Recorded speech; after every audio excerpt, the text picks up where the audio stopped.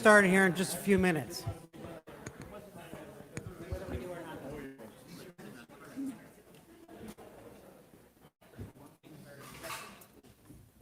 you have another one of the agendas I passed me? Just because I got that.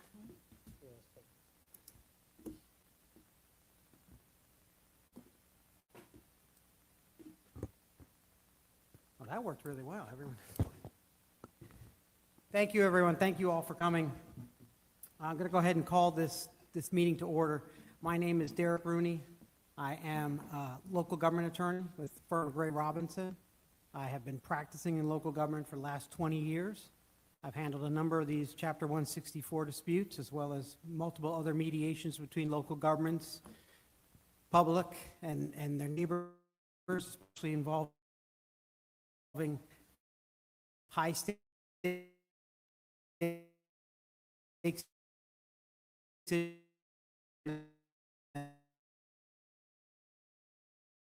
that in this room there are a lot of high feelings as a result, because children are always a very high priority.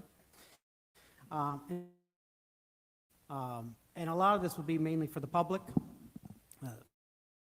Both parties, the town and the district, are represented by competent counsel, have no doubt walk them through this process in great detail and what's expected of them. But for all those who've come from the beach or from the county to sit in and participate in this process, this is probably very alien to you, so I want to make sure that I lay out what the process is, what you can expect out of this process, and what your role will be. So the first thing I want to discuss is what this process is. Chapter 164 Florida statutes is an alternative dispute resolution process. Can everyone hear me out there? Okay, just want to make sure, thank you. And what that means is when just like when two parties, private parties, get into a dispute,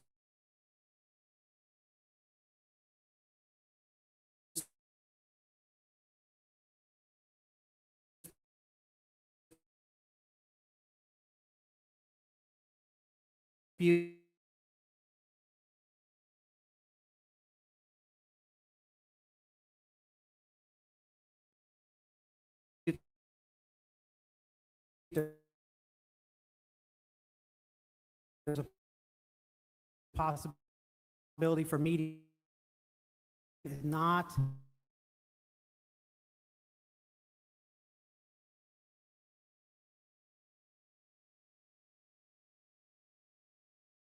are, and start to come up with possible resolutions. And so a lot of you will be sitting here, they'll be upset about that. You're hoping to walk out of here with a complete solution. That's not going to happen. The issues, as I understand them, are very complicated. They're major financial issues. They're major technical issues. These kind of issues are not the kind of things that can be set and resolved in a group setting like this. It's going to take many follow-up meetings. But my hope is that today we can identify the issues, we can listen to each other, and listen to understand, not listen to respond. And through that understanding, we can find the areas of commonality between the parties and start to identify some areas that we can look for possible resolution. After the conflict assessment, there's an opportunity for more follow-up meetings, but ultimately it goes to a joint meeting between the district and the town council. That meeting would also be open to the public, and there'd be an opportunity to speak. If there is no resolution in either this process or the joint meeting, then it goes into a mediation. And so at a mediation role, I may serve as the mediator in that. That would be behind closed doors. The two parties, it'd be my job to run back and forth and beat both sides up, and then come back with a resolution that goes back to the town council and to the district respectively. So for the public, this is an opportunity for you to raise your concerns. It's not a question and answer session. You'll each be given 3 minutes to come forward, to put your comments on the record, and hopefully that those ideas can be incorporated by the parties, by myself, and trying to craft a resolution. Now, one thing I would like to point out is that, today I want to avoid the parties and the public and instigating the parties painting any of us into a corner. So to that end, I know there'll be legal arguments from both sides. I would hope that we could focus on logistical, pragmatic, solution-oriented identification of issues and moving forward. I expect the parties to raise their legal concerns. I'm not going to dismiss those concerns outright, but I hope that when we talk about the legal issues involved, we use them as guardrails to understand what processes and options we have in front of us, and also to identify legal obstacles to those solutions. So there may be a solution proposed by the district that has legal barriers to the town. There may be a solution proposed by the town that has legal barriers for the district. That's where I'm trying to focus this in on coming up with a couple of pathways that we can leave today with some options to explore further. And, this is very important that everyone understands. When we talk about what happens when you don't come up with a solution, when you go into litigation, at that point, you are asking a third party, a judge, sometimes a jury, to make a determination. That's the things that are important to you. You're not choosing those determinations. Those determinations are made for you. And so I think it's very important that we do what I asked. We listen to understand. Understanding the issues allows us to better put ourselves in someone else's shoes and to propose solutions that work for both sides. All right. Now, what I would like to do next is I was originally going to put a time limit. There's no time limit at this point. What I'd like to do is start with opening statements from the town and then the district. Then we will move into, I may ask some questions for clarification purposes because I have gone through the materials, but I understand that this is a very complicated issue. Then we'll go on to public comment. Once we go through public comment, I'm going to try to restrict the time to 1 hour total, but give everyone opportunity to speak. I'm going to ask that you limit your comments to 3 minutes, okay? And I'll be keeping time. And when we get to those public comments, it's very important that we remember where we are, okay? We're in a church. Try to limit your comments to things that you would not say in a church, because we're not trying to disparage one another. We're trying to maintain decorum. We're trying to maintain the process, and we want people to listen. We don't want people to tune us out and ignore what we have to say. I will keep order within the meeting. If there's any reason that we need to cut the conversation off, cut the mics, do any of that, because we can't maintain order, I will be making that decision. Okay, and with that, I'm going to turn it over to the town. Okay. Thank you very much, Derek. I appreciate it. Will McCann, Town Manager, Fort Myers Beach. I'd like to start by saying thank you, Superintendent Carlin. Thank you, Board Member Ribble, and your staffs for meeting with us today and looking forward to the discussion. I'd like to acknowledge the profound emotions and aspirations that bring us here together today. At the heart of this conversation is a shared belief in hope, a hope that even after immense loss, we can rebuild not just structures, but trust, promise, and community. We are hopeful that through respectful dialogue and principled collaboration, we will renew our shared commitment to Fort Myers Beach Elementary and find responsible, ethical solutions that honor both the spirit of the interlocal agreement and the needs of our children and families. This conversation is not just about reopening a school, it's about restoring a promise. Fort Myers Beach Elementary School is more than a building. It's a symbol of resilience, continuity, and a hope for a community that has endured the devastation of Hurricanes Ian, Helene, and Milton. For our youngest residents, reopening the school is essential to restoring stability, supporting mental health, and ensuring long-term academic and emotional recovery. The town and the school district created the interlocal agreement to honor this need. It requires the district to renovate and reopen the Fort Myers Beach Elementary campus. Operating FMBE at Heights Elementary is not equivalent to reopening and does not meet the intent or conditions of this agreement. Without reopening the school on its designated campus, there is no valid financial or enrollment data to support claims of financial or enrollment instability. We ask the district to honor its commitment to reopen before either party makes sustainability assessments. Rebuilding the school is not only fiscally responsible, it is an intellectually, administratively, socially, and morally sound. Thanks to FEMA's Section 428 program and state grants, up to 90% of the reconstruction costs are covered. Declining to rebuild forfeits these funds and shifts future educational burdens to local taxpayers. The cost of inaction, student displacement, increased transportation expenses, and declining property values far outweighs the costs of rebuilding. Schools are economic anchors. Reopening FMBE supports local employment, attracts families, and boosts redevelopment. It stabilizes the island-wide workforce by providing nearby educational and childcare options, and contributes to the vitality of surrounding businesses. Some argue there aren't enough children to justify a school, but rebuilding institutions like schools is how communities recover and repopulate. A functioning school signals stability and invites families to return. The town has demonstrated a strong commitment to student recruitment, community outreach, and aftercare support. Before Hurricane Ian, Fort Myers Beach Elementary School was successfully increasing enrollment through the WaterWise program, a marine-based curriculum that reflects the island's environmental and cultural identity. Section 2.5 of the ILA requires a joint review of enrollment and financial data by November of 2026. The district's current claims of financial unsustainability are premature and outside the agreed timeline. The town is prepared to explore financial contributions and charter school options, but the district has not yet engaged in collaborative feasibility discussions.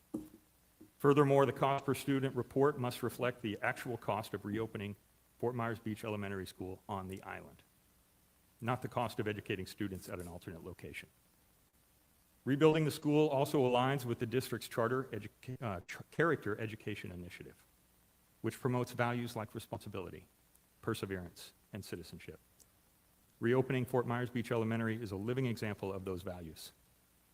Some suggest that demolishing the school, or relocating it, or even merging it with another school. However, FEMA and state recovery grants are tied to the original site. Abandoning it would jeopardize funding and delay reopening. Rebuilding and/or reopening on the original site ensures compliance with federal and state requirements, allowing for a modern, storm-resilient facility. It also preserves walkability, reduces transportation-related emissions and costs, and maintains the school's central role in the community. It is possible to build an environmentally resilient and safe structure. It is happening as we speak across the island, and we know how to make it happen. The district's assertion of financial unsustainability does not meet the qualifying conditions for closure under sections 2.5 D and 2.9 of the ILA. Section 7.3, unavoidable delay, allows for deadline extensions due to force majeure, but does not authorize withdrawal or abandonment of reopening efforts. The town expects the district to comply with the ILA timeline and obligations, including a phased renovation and enrollment review process. We respectfully request the district join in collaborative discussions with the town in the following ways. The town and the district should jointly determine whether Fort Myers Beach Elementary will reopen as a public district-operated school or transition to a charter model, including evaluating viable charter frameworks as agreed upon in the ILA. The town and the district must establish a shared timeline that includes key milestones such as school board and town council votes, Department of Education filings, and facility readiness assessments. The timeline should align with the 2025-26 and 26-27 school years, a charter model. We would like the district to work with the town and coordinate access to facilities, ensure compliance with FEMA funding requirements, provide instructional resources, manage transportation logistics, and establish student assignment zones. This collaboration is essential for the successful and equitable transition. The town and the district should collaborate to update the ILA to reflect current timelines, responsibilities, and expectations. Both parties should clarify their roles in decisions affecting the Fort Myers Beach Elementary School property and educational services to ensure transparency and accountability. The town and the district should jointly outreach to Fort Myers Beach families to assess interest in returning to Fort Myers Beach Elementary. Together, we must develop strategies to meet the state minimum enrollment requirements and support long-term sustainability.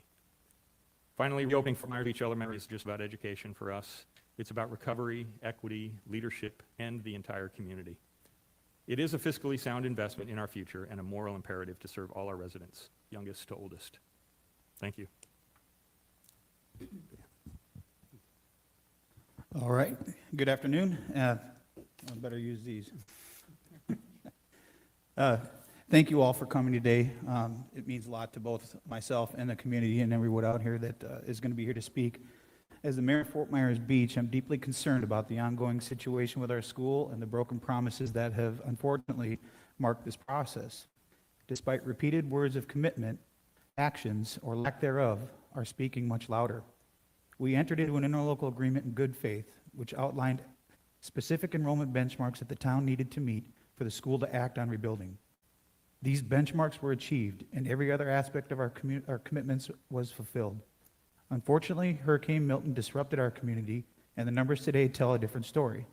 Not because of lack of action by the town or this council, but because of lack of action by the school district to reopen the school. According to the district staff, our enrollment was at 39 students.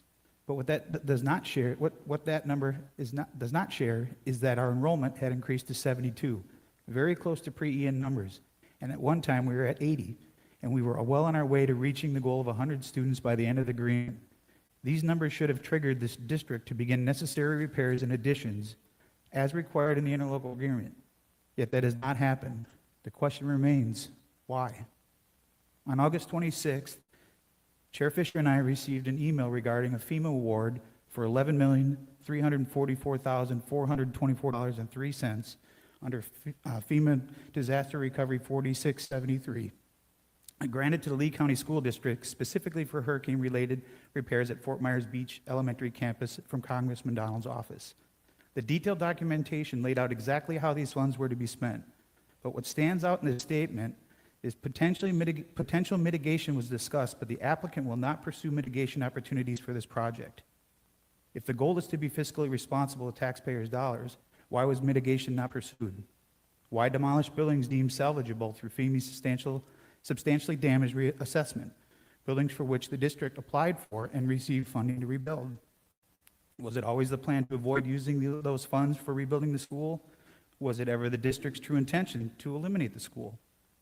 Furthermore, during a presentation to the district board on September 9th, Dr. Savage and staff reported that approximately $6 million was spent on repairs to the historic building to bring it back to operational status, which matched the insurance proceeds received. He also mentioned nearly $975,000 was spent on studies and maintenance since Hurricane Milton. He stated, in all likelihood, any amount of money we put into this school is going to have to come at the expense of other projects, technologies, new school builds, or other capital needs. All of these compete for the same dollars, and any new revenue could help us build or renovate more effectively. That's one of the benefits of the charter school model, because it will be build or renovate more effectively. That's one of the benefits of the charter model, because these are still public schools and in our district. Just 10 days after receiving approval from FEMA funds that clearly exceeded the actual rebuild costs, Dr. Savage conveyed that there was no money for this project without affecting other district initiatives. Was this an oversight? Did he lack information at the time?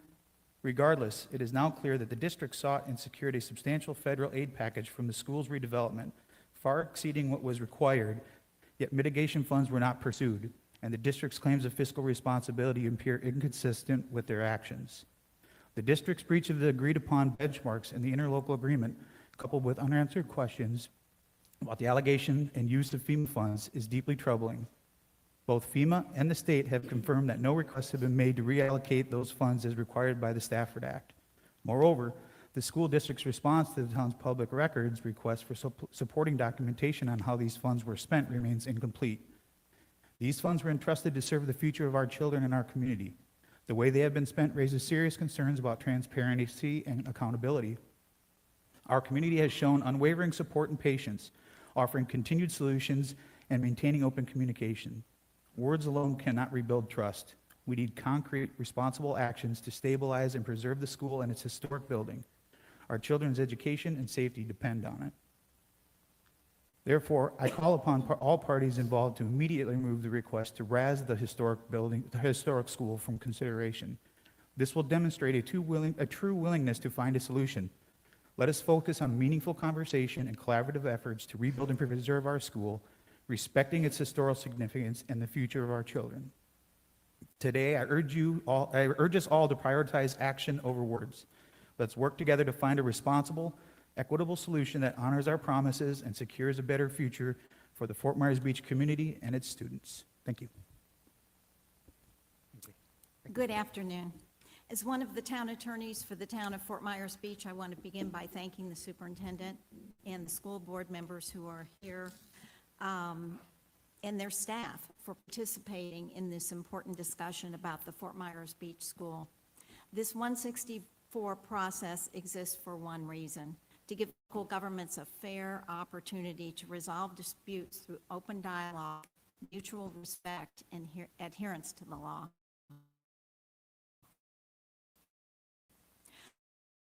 Our town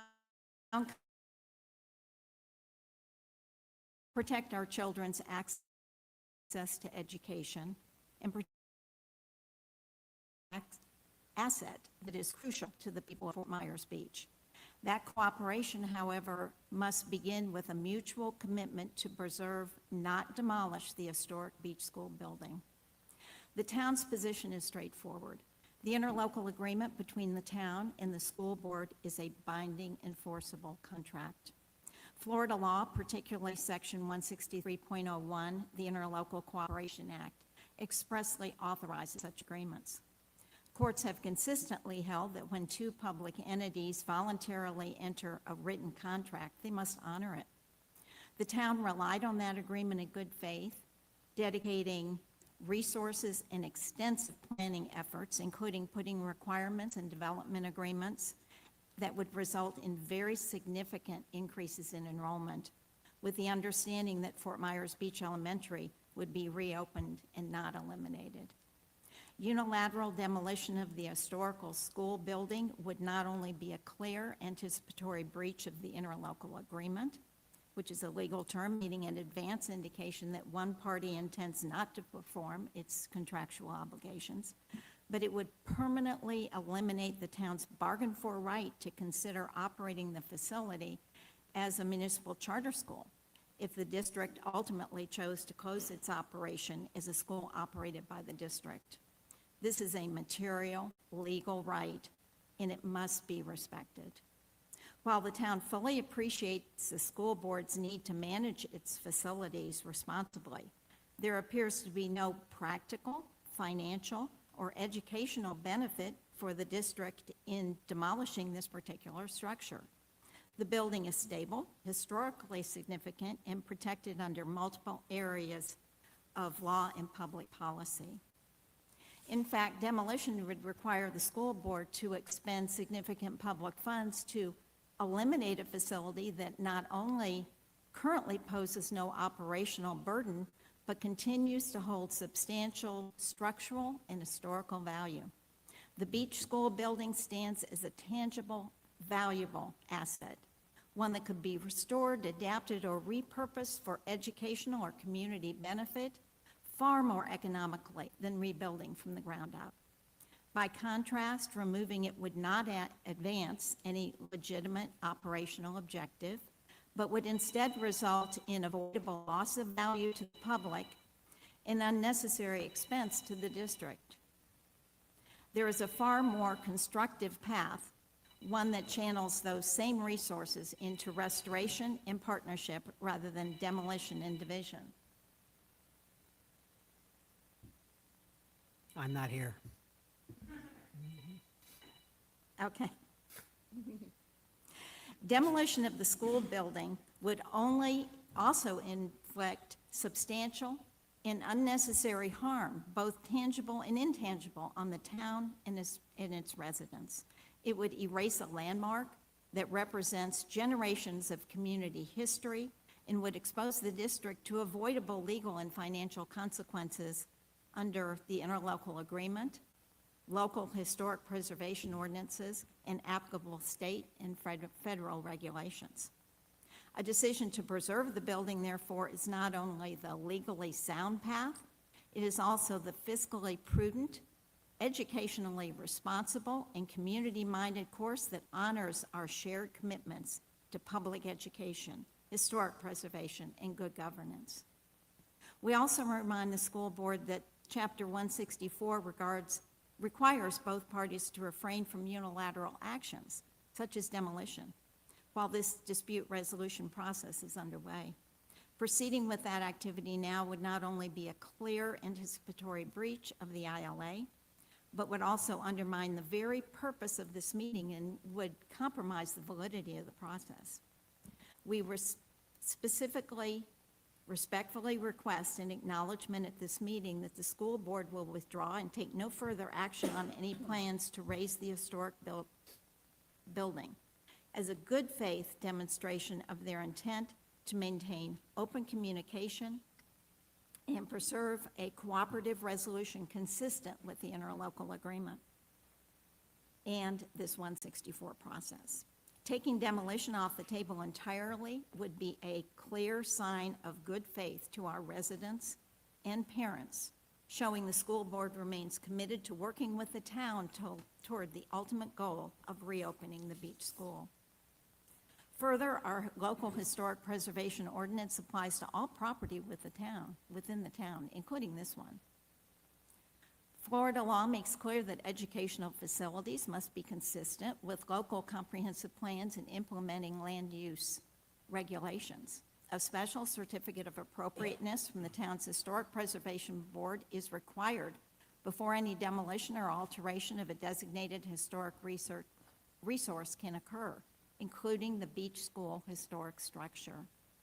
The school's National Register of Historic Places designation and the use of FEMA disaster recovery funding by the school board also trigger Section 106 of the National Historic Preservation Act. That federal process must be completed before any adverse effect, including demolition, takes place. For the school board to act without fully following this process risks non-compliance with federal law and could jeopardize future funding for the entire school district. None of us want that. The town respectfully urges the school board first to firmly acknowledge that the school board will withdraw all demolition-related plans and commitments and will not take any further steps toward raising the historic beach school building. Second, to engage in good faith negotiation and mediation to reach a lawful and cooperative solution.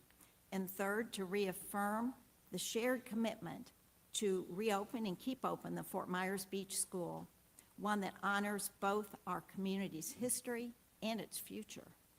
Fort Myers Beach, its elected officials, and its staff stand ready to work together with the school board to reach this goal. Thank you. Thank you. Anything additional from the town?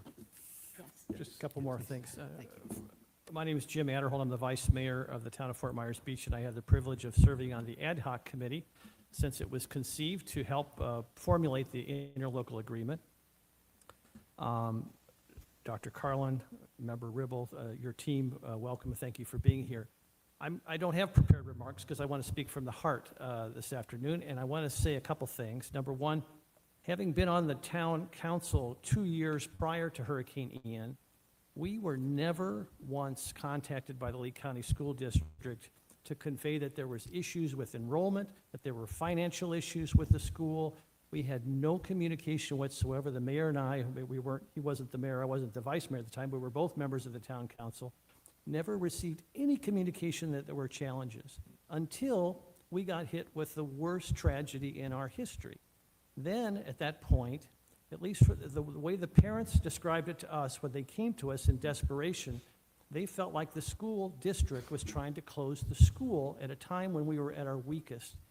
And, you know, after the storm, we had kind of two camps. We had a camp that really helped further our progress toward recovery, and we had a camp that really hindered our path to recovery. The folks who hindered our path, the insurance companies, you know, they would delay, deny, deceive.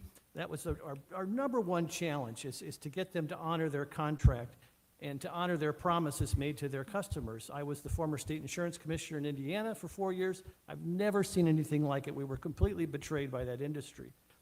Just another couple examples. The post office, they said to us after the storm, we had every single vehicle destroyed on Fort Myers Beach as a result of the storm. They said to us, oh, if you want your mail, you're going to have to drive out to the airport and go to the post office out there. It's about 45 minutes, but you'll figure out a way. And eventually we worked through that. We had FEMA that instead of partnering with us to try to maintain compliance, they were extremely difficult to work with and adversarial up until recently. And then, so this camp really made our recovery challenging. And then we had folks like the Lee County commissioners. Our commissioners did everything humanly possible at a time when they had their hands full to reach out to us, to help us, debris removal, everything under the sun you can imagine. Commissioner Sandelli was calling every day, what do you need? How are things going? How can I help? Roger Desjardins, Jim, you need anything, call us. We're here to help you. And then we had our congressional delegation. Senator Scott was the one who called the Postmaster General himself personally 3 times to get a temporary trailer so he could get our mail. Our state legislative delegation gave us huge appropriations to help us recover. We had the sheriff's department was there. Anything we needed, they were there for us. And, you know, the Lee County School District, after the storm, it was challenging. The parents felt like they were trying to close the school. The parents got organized. They got the town involved. They got the media involved. And then some wonderful elected school board members came to our rescue, and we worked through an ILA that really did solve the problem, and we felt like we were making real progress. Obviously, we've had additional storms, but this concept of partnering together to help us, I mean, help us. For God's sakes, help us. We're on the same team. Can we work together? I have no idea what the position of the Lee County School District is. I've heard some individual school board members, some of them very gracious. Help us help you. It's a real challenge. I've been to so many meetings. I've seen parents take time off from their jobs, trying to figure out what to do with their kids. We've had so many meetings. We had an ILA. We worked hard to get that ILA. It was done in good faith. Help us. Dr. Carlin, I was at an event prior to your election at former mayor of Fort Myers Beach in Sarah's house. You gave first of all, we had a great private conversation, and you gave a beautiful speech committed to Fort Myers Beach Elementary School. You held up the principal at the time, Tracy Kohler, who's now our assistant or a deputy town manager, is a paragon of virtue, and she'll be great to help us with the recovery. I believed you, and I still think that you believe that, and I'm hopeful because, you know, it'd be different if you were coming from California or Maryland and new to the district like the prior appointed superintendents, but you know this district better than anybody. You're the most qualified person in Lee County to do this. We need your help. Please help us. Thank you very much. And I just have a little bit to round it out, and first of all, it's really emotional for me to be on both sides of the table at some point in my life. And I do see everyone here as colleagues and friends, so thank you for being here today, and I really look forward to finding a resolution to this.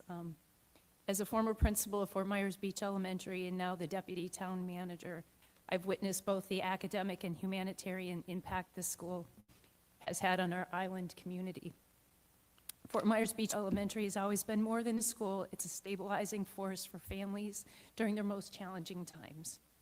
Our students and families have been disproportionately impacted by successive hurricanes, displacement, and loss of community structure. Putting on my education hat for a minute, just as we provide targeted support for a child struggling to read or to learn a new language, Fort Myers Beach Elementary requires short-term intervention to restore stability so that we can ensure long-term success on our own. Education is a humanitarian effort at its core. It offers opportunity, equity, and hope. Schools are not just buildings, and as our town manager said, they are delivery systems for compassion, consistency, and connection. Character education is fundamental to Fort Myers Beach Elementary, teaching responsibility, respect, and resilience. These principles mirror those of our founding fathers who believed in local education, and that local education was essential to preserving democracy, civic virtue, and the strength of our communities. The rebuilding of Fort Myers Beach Elementary is not merely a construction project, it's an investment in humanity. It represents our collective responsibility to nurture the next generation, provide a safe and inspiring environment for learning, and ensure that every child, regardless of their circumstance, has the opportunity to thrive in a school on the island of Fort Myers Beach. Thank you. Thank you. All right, I'll turn it over to the school district now. Thank you very much. Good afternoon, everyone, and we really appreciate the town, Mayor Allers, Vice Mayor Adderholt, and team for being here. And Tracy, thank you for your kind words. We recognize that this probably is. Okay, is my microphone on? Maybe it's not on. Let me speak a little closer. Just have to Okay, raise it up. yep. Okay, let's try that again.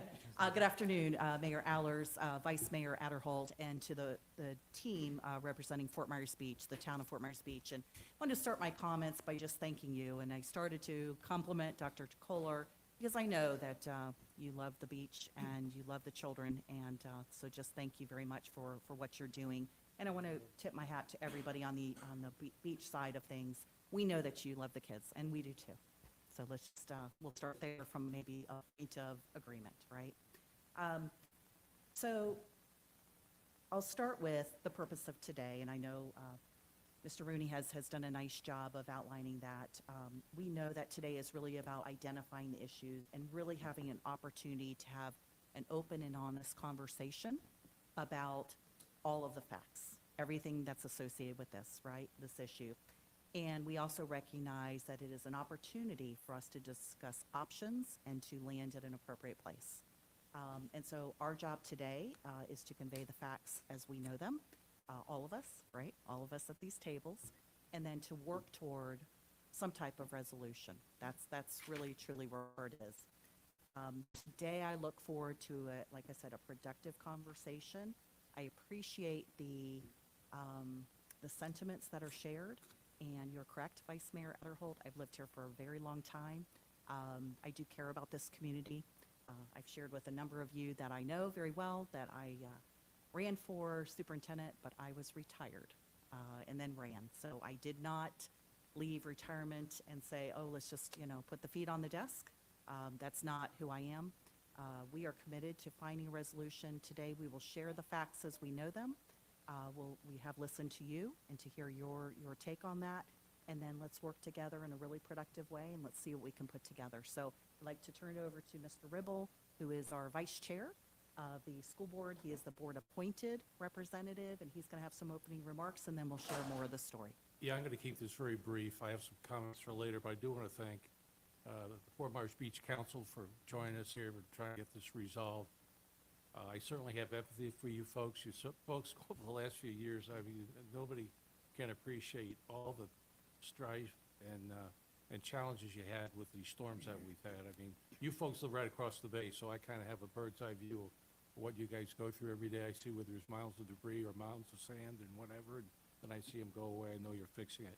As with any elected body, you folks have 5 votes. So you folks, 5 of you have to agree as a council.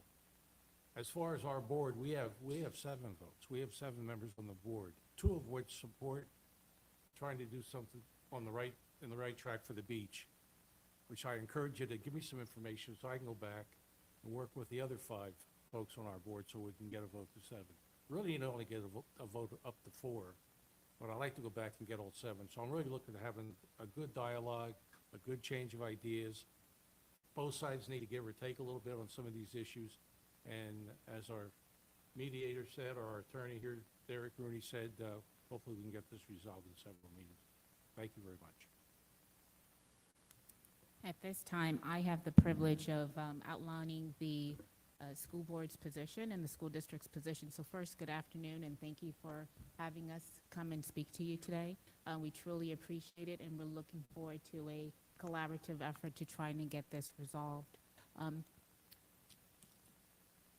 So the framework for the district's formal presentation today is to basically identify the issues as has been presented specifically by the town, to clarify the facts, as well as explain our legal position. Throughout this process, even everything that I say and everything that is shown to you today, I want you to know that the school district is committed to this process.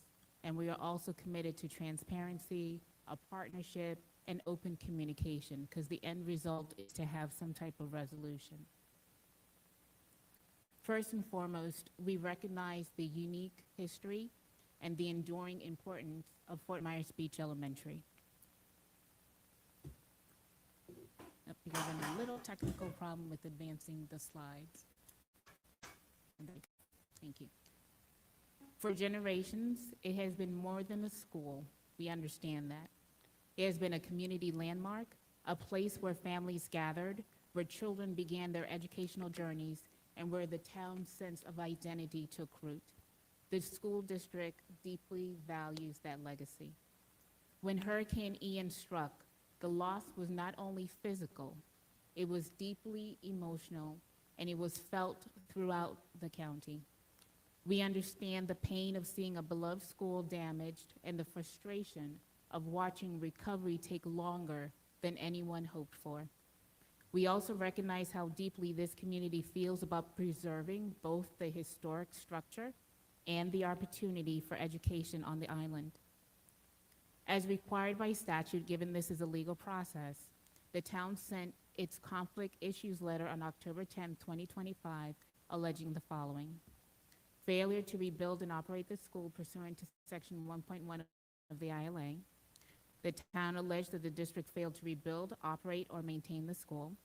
On October 7, 2025, the district sought Department of Education approval to demolish and ignored the town's request to suspend demolition, begin Chapter 164 processes, and follow the historic FEMA requirements. Educational goals pursuant to Section 3 of the ILA. The district's delays made the town's enrollment goals virtually impossible. Facilities for 52 students not ready for the fall of 2023. Inadequate facilities and staffing hindered recruitment and programming, and no school was operating between fiscal years 23 through 25. And then finally, the town alleged that the district failed to follow rebuilding timelines as specified in Section 3 of the ILA. Phase 1 was not completed to meet the temporary needs of the 52 students. The kitchen cafeteria was not completed, and the historic building was not expanded to allow growth for at least 80 students. The key question really is, has the school board met its obligations under the ILA? And it is the school district's position that the board has fully complied with the ILA and that there has not been a breach. From the start, the school board has acted in good faith and has fully complied with the ILA.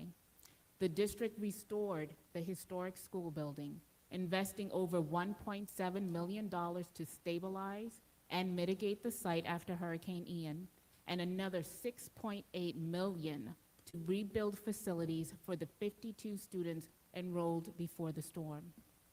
By the late fall of 2023, those students, all 52, returned to the island, with the district providing full services and instructional support as required by law. The ILA required space for up to 80 students, but the restored building was designed for 116, exceeding expectations and planning for growth. Consistent with the agreement, the district engaged in broad community outreach, promoted the school publicly, and partnered with Florida Gulf Coast University to enhance STEM and coastal curriculum. The district also expanded the attendance boundary to include Summerlin Road and St. Carlos Boulevard, and went even further by removing all zone restrictions so any student in the county could attend. Finally, it is accurate that certain facilities on the campus were demolished because they no longer met code and were deemed unsafe. However, per the ILA, if enrollment grew above the current capacity, right now it's 100, it was 116 at the time, the district would expand facilities at the board's sole discretion, consistent with law, funding, and building standards. The only remaining item under the ILA not completed was the construction of a kitchen and cafe, an additional project of $6 million, scheduled to begin sometime in 24-25.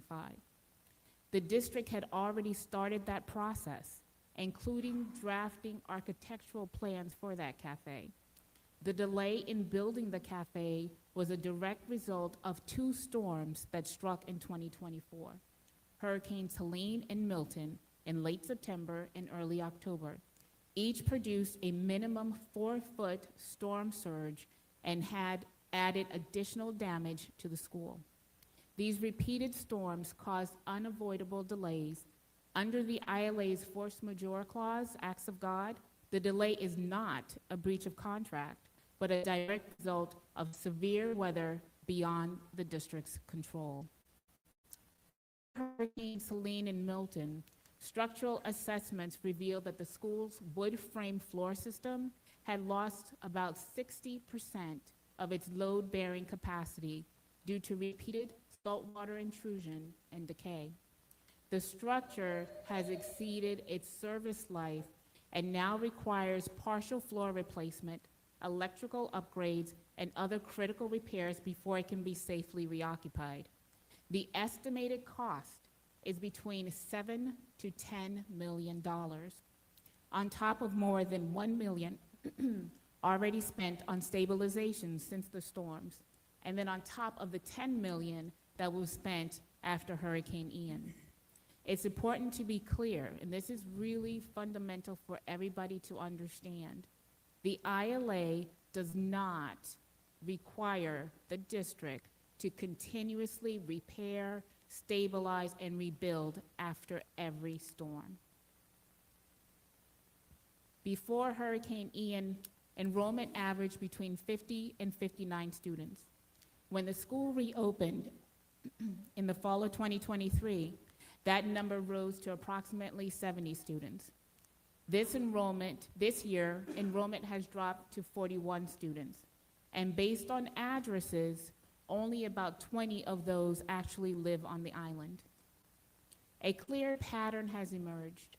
After every major storm, enrollment declines, and despite the tremendous efforts of the parents and the town and the district, who's done everything that they could do to help rebuild and recruit, and the numbers of cycle do not remain stable. This shows deeper structural vulnerability, one that raises real questions about the long-term sustainability of maintaining a permanent, traditional public school on the island amid recurring weather events. The one thing that is guaranteed is that there will be additional significant weather events. Fort Myers Beach Elementary has long had the highest per student operating cost in the entire district, higher than both the district average and our other Barrier Island schools. We truly, again, recognize the hard work of the parents and our town leaders who've tried to increase enrollment, and the district's effort to reduce cost after Hurricane Ian. But the financial realities remain. As we move forward, we have to be pragmatic and acknowledge these facts. Elementary school starts at 8:25 a.m. Students from Fort Myers Beach have 3 designated bus stops on the island. Morning pickup begins around 7:48, with students arriving at Heights Elementary about 25 minutes later, around 8:13 a.m. Afternoon routes mirror the same schedule, covering 8.5 miles away. Notably, that commute is about 20 minutes shorter than the district's average bus ride of 45 minutes. Given the repeated storm impacts, the district had an obligation to study whether it was feasible to maintain a school in such a high-risk coastal zone. After Hurricanes Helene and Milton, both striking within 2 years after Ian, the district commissioned a long-term feasibility study that was completed on June 3rd, 2025, which was shared with the town. The study raised serious concerns. The historic school sits only about 1,200 feet from the Gulf and 800 feet from the intracoastal waterway. It is 5 feet below FEMA's current base flood elevation. The site has flooded multiple times in just 5 years. Under today's building codes, a new school could not even be built at that elevation. Demographics compound the challenge. The island's median age is 68, with few school-age children and housing costs that remain high, making it difficult for new families. Storm frequency and intensity are increasing. Since Ian in 2022, The area has endured 3 more impactful storms: Debbie, Helene, and Milton, all in 2024, confirming the island's vulnerability to sea level rise and erosion, which is verified by the Florida Department of Environmental Protection, which notes that the shoreline erosion will continue to accelerate. The cost of these storms is significant. Since Ian, the district has spent nearly $10 million on restoration, mitigation, and rebuild, with another $7 to $10 million now needed after Helene and Milton. Projections show that the district could face the same level of cost every 5 years, creating what is essentially a repetitive loss situation. When damage is this extensive, a custody analysis is required to determine whether it's more cost-effective to modernize or replace the facility. This analysis was completed in October. As required by law, the report has been submitted to the Florida Department of Education for review. Once the DOE issues its determination, the superintendent will convene with her staff and prepare a formal recommendation for the board to consider. However, after speaking with the superintendent, during this Chapter 164 conflict resolution process, the superintendent will withhold any formal recommendation in good faith to allow us to move forward to a collaborative resolution. If demolition is ultimately recommended and approved, the district will comply with all national, state, and local historic preservation requirements, including Section 267 and 106. From a legal standpoint, it's important to reaffirm a foundational principle. The May 23 interlocal agreement between the town and the school board cannot, by law, transfer, limit, or condition the school board's constitutional authority. Under Article 9, Section 4B of the Florida Constitution, each district school board, quote, shall operate, control, and supervise all free public schools within the district. This authority is exclusive, continuous, and non-delegable. It cannot be surrendered or restricted by a contract.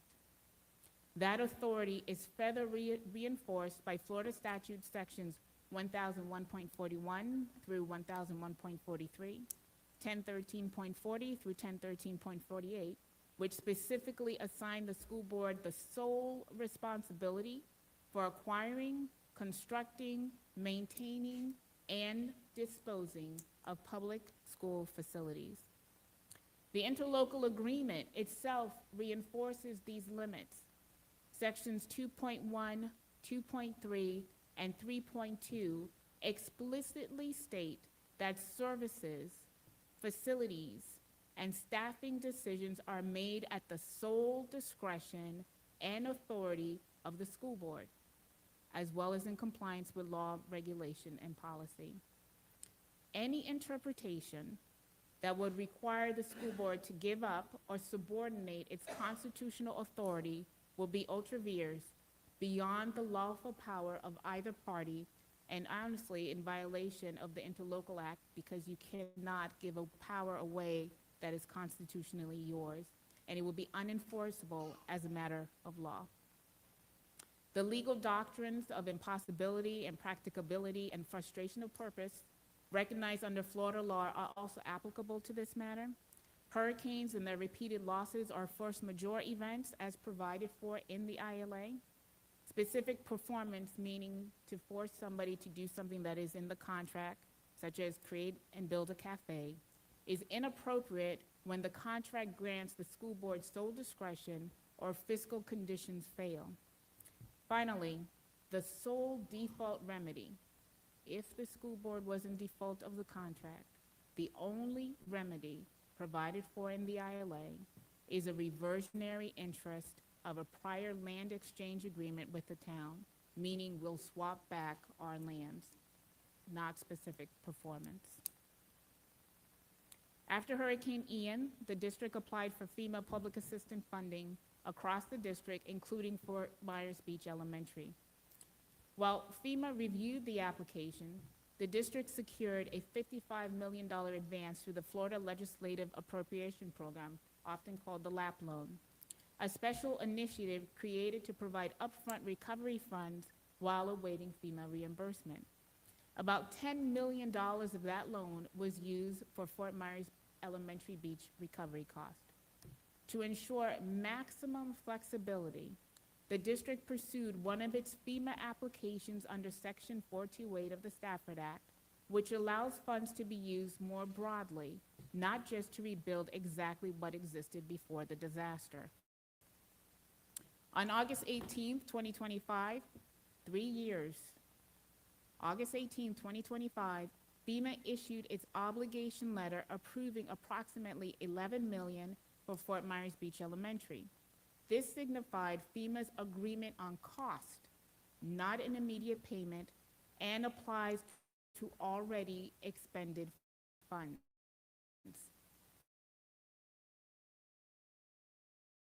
Now that the obligation letter for Ian repaired, the superintendent to determine next steps, including any discussion regarding amendments to the 428 application. Notwithstanding, we must remember that these funds must first be credited toward the LAP loan, and FDEM, Florida Department of Emergency Management, will process those funds accordingly. They will never go to the district. Although applications remain pending at this time, we do not expect additional FEMA funds for Hurricanes Helene or Milton. Given how long the Ian process has taken, we anticipate a similar timeline for the resolution of those applications.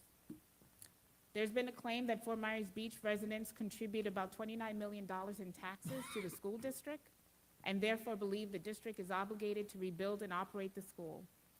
It's important to clarify that the district does not receive tax data by region.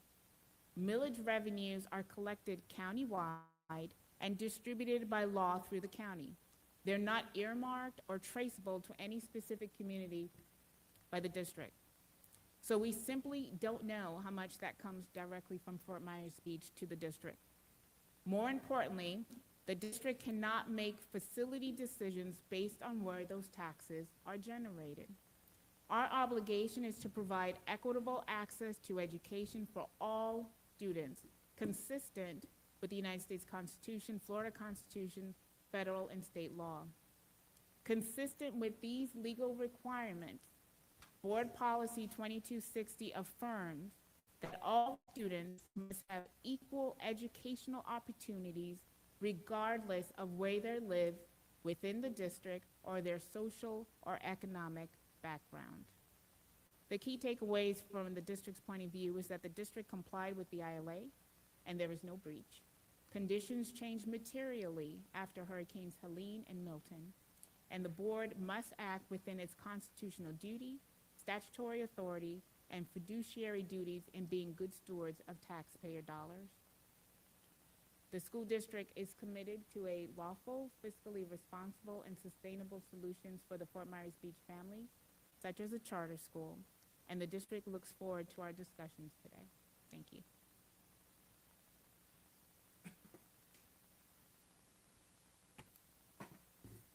Thank you all very much. Now, I'm sure that, I thought those were both very good opening statements. I'm sure that both sides probably got their back up on certain comments from either side. I'm sure that I could feel that energy coming from the public. And just want to remind everyone that these are just the opening remarks. They're only designed to start to identify the issues, identify the hurdles that we may be hearing from either side to move forward. Some of the hurdles I heard from the school board would be the same hurdles to be felt by the town if the town was to take on the property as a town charter. A lot of these same issues, fiscal issues, would be the same that you're going to have to deal with. And so, again, to the point that I made at the very beginning, this is a complicated process. It's going to take a long time. Before I move on to public comment, though, I want to give the parties an opportunity to ask questions, not rebut, not, set traps for anyone, but if there's any questions about either sides' opening statements that you'd like to get some clarification on, I think now would be a great time to take that opportunity. And I'll turn it over to the town first if you have any questions. Mr. Bruno's presentation. Yeah, I do. And thank you all for your comments. Ms. Bruno, you had mentioned that there was roughly 10 million that was spent to fix the school after Hurricane Ian. How much of that money was actually spent to tear down the buildings that FEMA and the state deemed were not substantially damaged, but probably ended up war because of lack of action for over a year to mitigate those buildings? They sat empty and untouched for a year, which only drives up the costs to tear that building down. Why wasn't it mitigated right after the storm? And how much of that $10 million went to that demolition? So I can tell you that the total cost for the rebuild, any construction services that we did, as well as the demolition, was about $6.8 million. I will also tell you that those buildings that were demolished because they could not build, they could not meet code.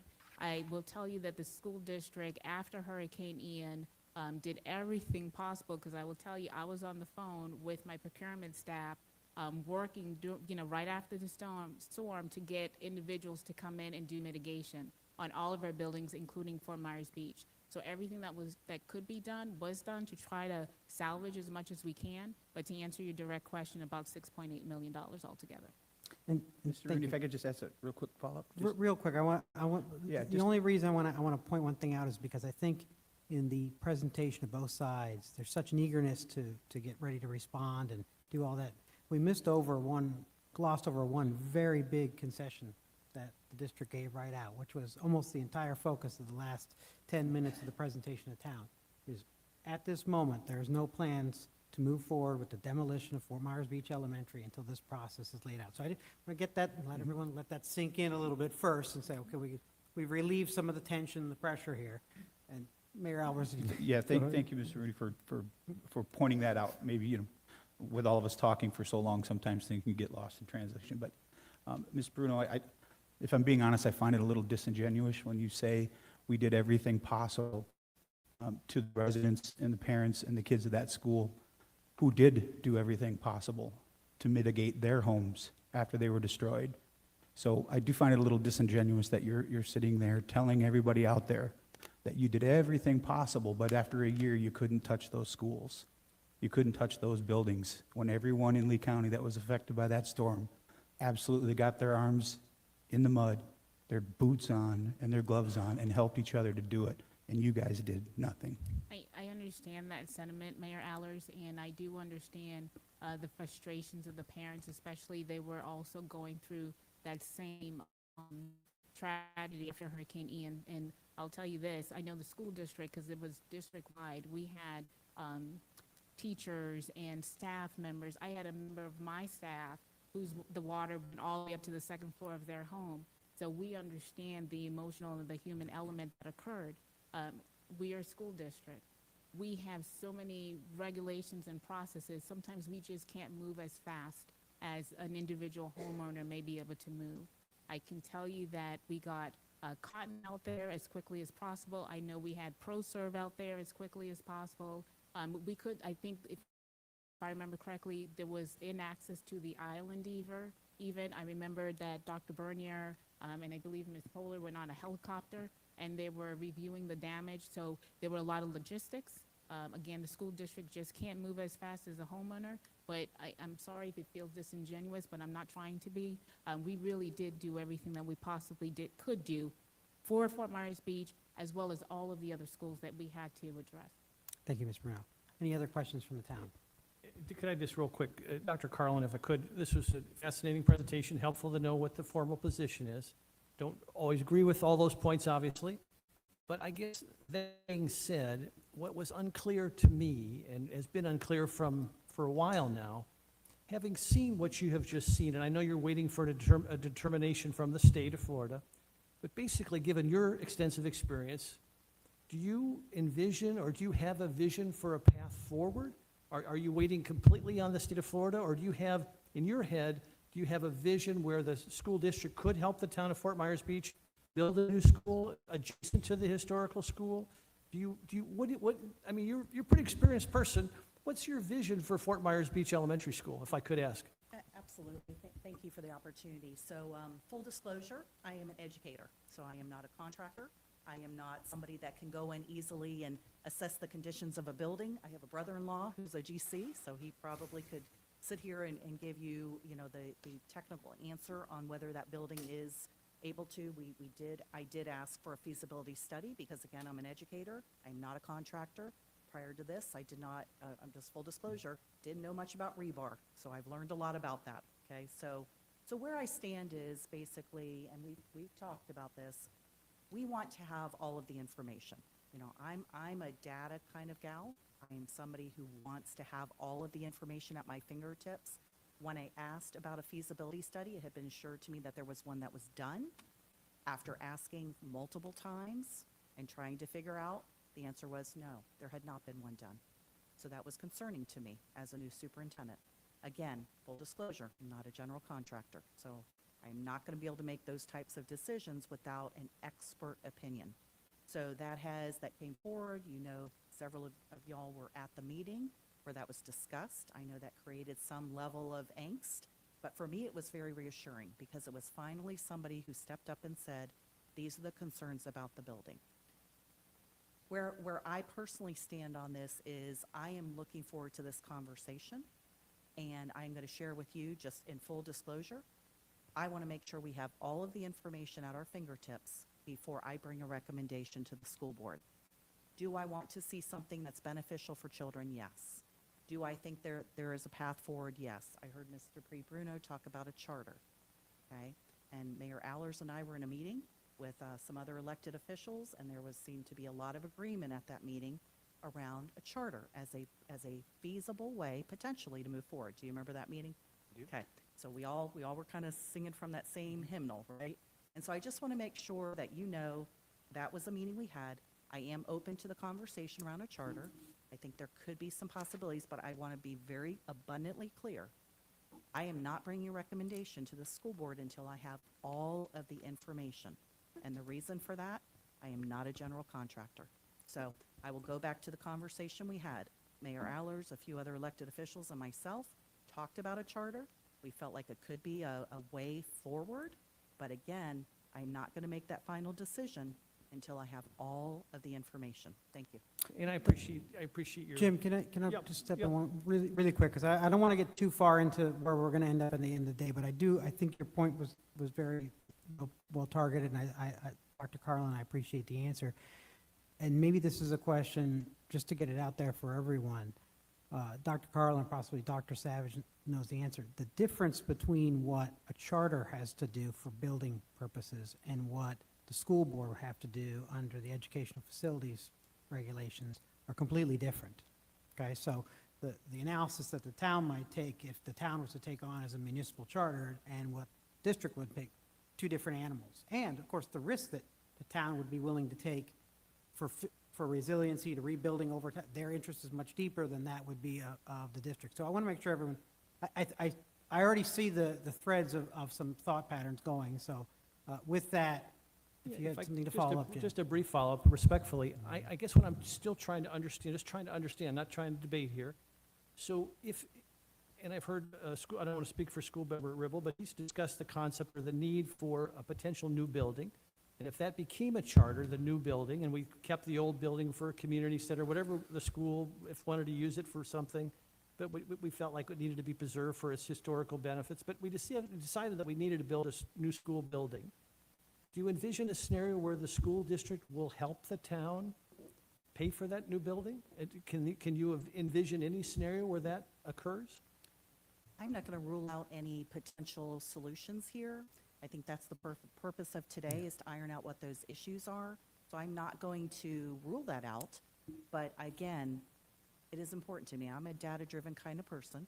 Do we all love the kids on the island? Yes. Do we love the kids off the island that are attending? Absolutely. I also love all 103,000 students that are in our district. So as I referenced before, the greatest indication that you can have is the mayor, myself, a couple of other elected officials were on the phone, and we all seem to, and the mayor can correct me if I'm wrong, but we all seem to see a lot of promise around a potential charter. And so that's where I'm comfortable sharing today. I won't preclude any potential involvement, but I feel like it could be premature in making that decision today. I've heard Council Rooney caution us against that, so I do want to share with you. Yeah, I appreciate it. And let That's me where I'm at. give you a little. And thank you, by the way. I'm just Yeah. doing my best to try to No, get some absolutely. clarity. Yep, Absolutely. thank you. Mr. Vice Mayor, some of the history too, to give examples in which the town itself would have some acknowledgement, some history in this. Imagine the situation when the town was created. There were Lee County facilities, and there was a negotiation about some of those Lee County facilities coming over to the town. And there's a process by which, you can have a conversation about, we're going to be taking on this facility, maybe you're taking, in this case, you might be taking on a school, you'll be taking on students, there's obligations under Florida law that the district will support charters in some degree, but also by the town taking on some of those facility obligations, those facility obligations that the district's not going to have to look co-locating at other school facilities. And also, they're taking an item off their books, an asset off their books. There's going to be discussions about that. All of those conversations are complicated, but the answer to your question is, it's all in the mix. Very good, thank you. Okay. Mr. McKinney, did you have something you want to add? Thank you, Mr. Rooney. Thank you, Superintendent, for your willingness to, and expressions about not moving forward at this time with with raising of the building or anything further along what was recommended with the Castaldi report. And Kathy, thank you so much for the presentation and the details presented therein. I would ask just a request as we go forward with your concession, Superintendent, and as we talk about whether charter or public school or whatever it is with that facility or with any other facility. Let me go back a little bit. I was a little disappointed when we received notification of the Castaldi report for a feasibility assessment that we as co-signers to the ILA were not invited to be a part of that feasibility assessment anyway. Maybe it wasn't required under your assessment, but I would have liked to have seen that invitation. And going forward, I would like to offer our partnership in maybe re-looking at that feasibility assessment. From my understanding, none of our town subject matter experts, my community development director, who's here with us today, planners, builders on the island that we work with every day, who I mentioned in my opening comment, are very experienced at building resilient structures, rebuilding, building new, building whatever. We believe there is a path forward for resilience in that structure and potentially new structures. We would just like to enter into those collaborative discussions with the school district as we move forward in this, whether it's a public school under the district or a charter school that maybe we receive from the district. I think it would be a good faith to talk about partnering with us who have some on-ground experience with building on Fort Myers Beach. I might add, Mr. Mediator, that our new town manager, who's recently retired from the U.S. Army, a career Army, he was on the school board at Fort Riley for a number of years. So he's not new to the school process. And obviously, we've got Dr. Kohler as his right hand, so we've got a good team to work with. Okay, thank you. Is there any questions from anyone on the school board side? No, Mr. Rooney, I'd just like to make a statement. I presented this thing, I was intending to read this whole thing earlier, but I'm just going to chop it up a little bit because I want to break through. As you folks know, I'm big on doing Google searches to find best practices or whatever that may be. We talked about the Outer Banks thing in the June 3rd meeting. I had a bunch of calls from constituents who are really interested in that rebuild, how the construction was done with the ramps. We downloaded the drawings and sent them to a lot of your residents, a lot of folks. Nobody ever brings that up at any kind of conversations. It's kind of interesting. I think they're afraid to come forward. But a lot of folks kind of like that. As far as resiliency and hardening, since the county's done a lot of things. We had $1.3 billion given to us by the feds to make us hardened and resilient, and we wound up spending most of that money on affordable housing. So unfortunately, we weren't able to really improve some of the processes that we had when it comes to power, internet, et cetera, that we had hoped to. But as far as an island, I think you guys have done a great job in hardening your island. I'm looking at I go on the website every day, I read your newsletters every day. I really like the one you had this morning. Mayor Dan, I thought it was a good one for today's meeting about being collaborative and working together on different concepts. But when it comes to hardening, I was impressed with some of the processes that you put in place. I know my wife was out here ribbon cutting for the new city hall, which definitely meets any storm that comes along. You folks have done well with it. As you know, we were at lunch a couple weeks ago with the Chamber of Commerce, and we sat with the developer that did the firehouse. And he was really bragging up how that thing can withstand anything that you throw at it. And again, being resilient and hardening, he did a wonderful job with that. And now we just found out, I guess, a meeting here with the Church of Ascension is going to rebuild their parish out there, which is going to be huge. Again, but the old parish has to come down, and you got to build a new one up that's going to be meeting code. Then recently, just a few days ago, I see you guys have approved the Beach Baptist Church, and I saw the drawings for that. What concerns me is, with all these storms that we had, Charlie with a 6 to 7 foot storm surge, Wilma at 4 to 8 foot storm surge on the beach, Irma at a 7 foot storm surge, Ian at a 10 to 15, and Milton at 5 foot storm surge, we're still hanging on to that old school building. It's just not, I don't know what we can do to that to make it compatible with these other bills that you did. So I just want you to think about that for the next couple of days and really say, is this the right thing to do to put more money into that structure? That is really the deal breaker, I think. And I've told everyone, I've had a lot of conversations. Jim, I haven't had a conversation with you, but everybody else at the table, except your attorney, we've had a lot of conversations here the last 3 months at different events. And I applaud you folks for being so gracious to be open-minded and discussing some of these things. But I think what we need is a way to deliver the message to the town so that the residents understand this. Because we do 180 flips on some of our conversations on this issue of this school. And I said this on June the 3rd. I'm not in favor of putting any more money into that building. It's putting good money after bad. But we are Lee County. We are the Lee County School District, and you folks are part of that. And I certainly share, and I think you deserve sharing in the education process. You know, you have my vote on that, and I have appeared to think strongly about it. So I'd like us to get through that piece, that we have a facility that can withstand the storm surge like these other 5 structures that you folks recently held the code and approved. That's all I have. Yeah, and I think that's a good point to take a break on before we get to public. We've been going for a little over an hour, a little longer than I thought, and I definitely want to get to the public comment, but I also don't want to break us in the middle of the public comment. So, you know, I think that'd be something also to think about. Let's take a 10-minute recess. Think about some of the conversations that Mr. Ribble pointed out, because that's an element of, you know, something to consider for the school and for the town. Sure. Thank you. Okay, we're going on break. Where's Rick?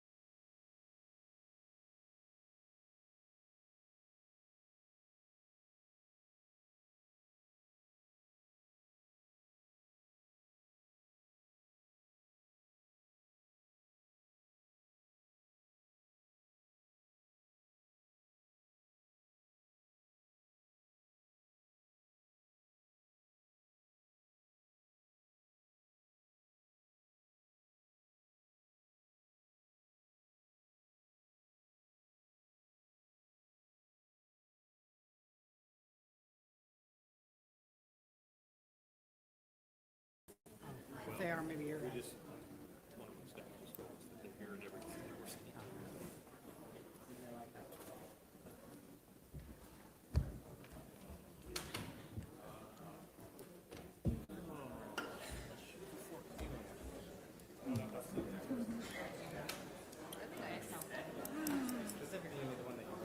No, no, no, no. Send you.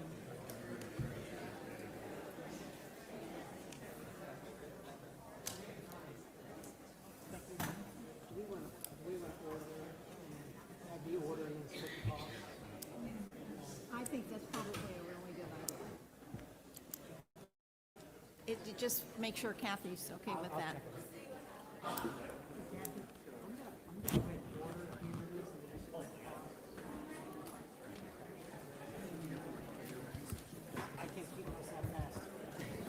Yeah, me neither.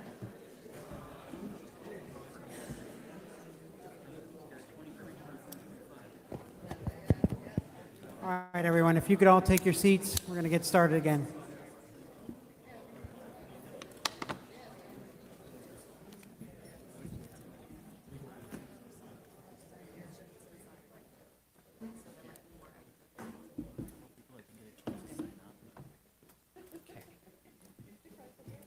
I'm going to be the bad guy today and keep time.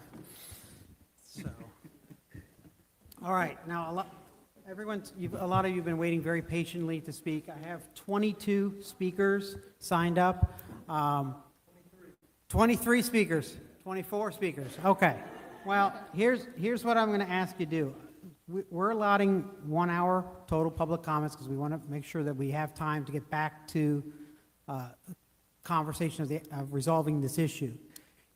If you signed up to speak, but you agree with comments made by other speakers and their sentiments, don't feel the need to repeat what's already been said, but you can come on up, indicate that you agree with the other parties, and that will help move it along. It'll also help move us through a little faster. I've had a number of people stop me during the break who aren't going to be able to stay for much longer. We want to make sure we get through as many speakers as possible and have everyone have an opportunity to be heard. Again, this is just the first step in this process. It's not the last step. It's not going to be the last opportunity for public comment, but it is the first one. And as I addressed earlier, what we're trying to do here is come up with solutions. So to the degree you have input that would be solution-oriented, I think that would take the priority over just about anything else. All right, with that, I'm going to go ahead and call through the names, and then at the end, if I don't have anyone here, I'll ask those who haven't signed up to come up and speak. I'm going to go with John King.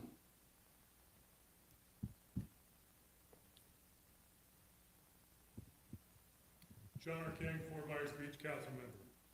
We're here because we both signed an interlocal agreement for the rebuild, continuing operation of Fort Myers Beach Elementary. The process has gotten us here has been less than open, transparent, honest, and inclusive on part of the school district. Because of this interlocal agreement, we are partners and deserve to be included. The lesson to teach our students is not to honor agreements. We're here today again to negotiate in good faith. I implore you, help this community. Let's get back to working together. As we've shown before, there's nothing we can't accomplish for our kids and their teachers, and these kids are A+ students. Thank you, Mr. King. Derek Felder. Derek Felder, for the record, Lee County taxpayer. I am here to support the school district in whatever they decide to do as a fiscal responsibility on their behalf. I am like Mr. Carlin, where I like all the facts and the information. If it means not continuing with the school and continuing to bus them to the other elementary school, then so be it. That's what is fiscally responsible. If it means removing the existing school and rebuilding it to a new, resilient, higher elevation school, then so be it. I support whatever the school decides to do to rebuild in a responsible, fiscal, resilient manner. Thank you. The next speaker is John McLean. Good afternoon, John McLean. I'm actually a member of the LPA on town of Fort Myers Beach, and therefore also a member of the Historic Preservation Agency. actually attended the fundraiser that Dr. Carlin you had on the island and listened to your impassioned support of students and of and contributed to your election campaign. I have to say that I'm pleased to see that this process is underway, mostly because we have been operating under a spirit of great cooperation and collaboration, and yet I honestly believe that we have not seen that effort put forth by the school district. We have seen a lack of promises met, a lack of transparency, disengagement, and quite frankly, it really hasn't felt like there has been collaboration, cooperation. So this process, initiated by the town, and begrudgingly, it appeared, acquiesced by the board, I would implore you to be open, to listen to everything that was put forward, and let's move forward for the best of our students. We know that there can be a fiscally responsible solution to educate the kids on this island, on our island, and it is absolutely imperative for our community to have a strong local school so that we are not just a tourist destination, but we are an active, growing community. Thank you. Thank you, Mr. McLean. Mr. Rooney, if I Yes. could just say, we got a report from our team that they can't really hear you, folks, for the public comment very clearly through the broadcast. So if you could, just be sure to speak loudly into the mic directly. Get as close to it as you can. Thank you. Okay. And if you can just ask Mr. King to speak for you. Everyone can hear him. Okay. All right. Next, I have Jackie Lysak. I apologize if I pronounced that wrong. Good afternoon. Jackie Lysak, the President and CEO of the Fort Myers Beach Chamber of Commerce, here to represent the businesses on the beach who unfortunately can't all be here today because they are actively working in their businesses on the island and trying to restore our economic vitality. I'd like to read to you some of the excerpts of the letters I received. Some of these the school board has received, but not all of them. There are more coming. The businesses are the backbone of the economic community of Fort Myers Beach. They are essential to the recovery of our island, and they and their employees count on a reliable elementary school on the island for their children to attend. Without a school on our island, it will hinder employment opportunities. It will hinder the workers of the beach being able to bring their children to a safe learning environment that has for decades provided the education that our island children need. Let me remind you that school's been there since the 40s, 50s. It's flooded twice. It flooded in Ian, and it flooded in, not Milton, as everyone's trying to say, but the one after. No, we had Helene, and then Milton, then Ian, then Debbie, but it's only flooded twice. So please let's not forget that fact. Excerpts not only for some of the business owners, but some of the business owners that are now actively running businesses attended the Beach Elementary School, just so you know. This came in from Alex King today. Economically speaking, we've had 3 families in the last 4 weeks who have refused or turned away from homes, multi-million-dollar homes on our island, because we do not have a beach elementary school and they have small children. One single dad with a set of twins, a couple from the Cape with a 4-year-old and an 8-year-old, and when they asked about the school system and where their children would attend, and they were told that there was no operating school on the beach currently, they said no thank you. They said no thank you to a $2.299 million home. And I'd like to reference back to the demographer who told us when we were fighting for the beach school after Ian that children don't live in million-dollar homes. Really? Give me a break. So here's another comment from Dawn Miller at The Whale. They're about to open a multi-million-dollar business establishment on the island. They live on the island. Their children and grandchildren on the island. And she basically states here that they are going to encourage all employees who have small children to enroll their children on our island school so that the kids are close to them during the workday, and if there are problems, they can be there, they can attend after school and before school events with their children. These are economic indicators. These are not just faces and names. This is part of what makes business hum on Thank Fort you, Ms. Myers Lysak. Beach. Ms. Lysak, thank you very Big much. Shell, Diamond Head, Doc Fords. If These you are wanna- big companies, folks. Thank you. I would like to have this entered into the record, please, all of the documents. If you want to leave them on, if you want to leave them right there on that chair right there, we'll make sure. Thank that- you very yep. much. All right. Next, I have Jenny Tardif, and she'll be followed by Joanne Semner.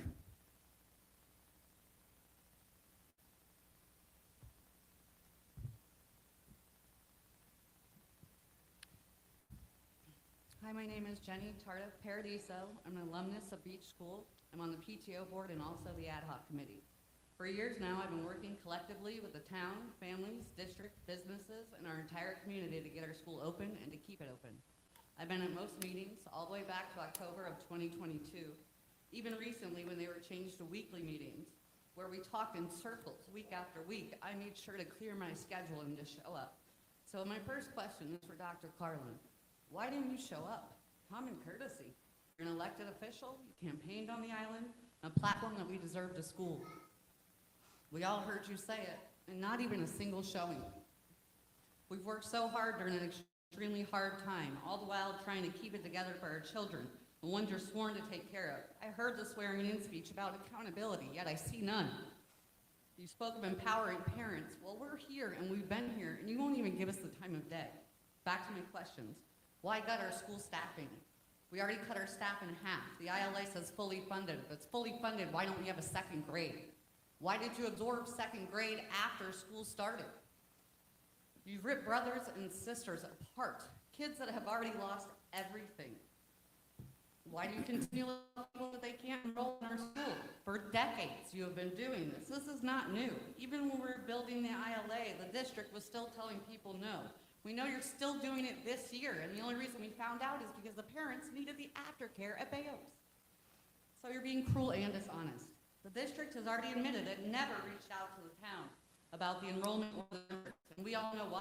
That's why they call it the long game. Another item that needs clarity is the FEMA money. The state has already told us there's been no application submitted to use that money for other purposes. That's theft. I'm begging you for some clear forward thinking. Our town is growing, businesses are reopening every day. If you build it, they will come. How about if you let us do what we all agreed to after months of negotiation? They will come. Let us fill up these classrooms with kids from all over, whether they live on the island, near the island, or have friends and family on the island. It's just crazy to waste all this time and energy, 3 years on both sides. I'm asking you to give us back the time stolen from the ILA, give us back all of our grades, K through 5. And at the end of the timeline, if we're unable to meet the requirements, we transfer out of the regular public school system, just like it says in the ILA. I know it may make us a public or a private charter, which is not what I want. But here's the thing. We have never not been open to finding a solution. And I don't think you guys can say the same. Thank you. Thank you. Ms. Semner.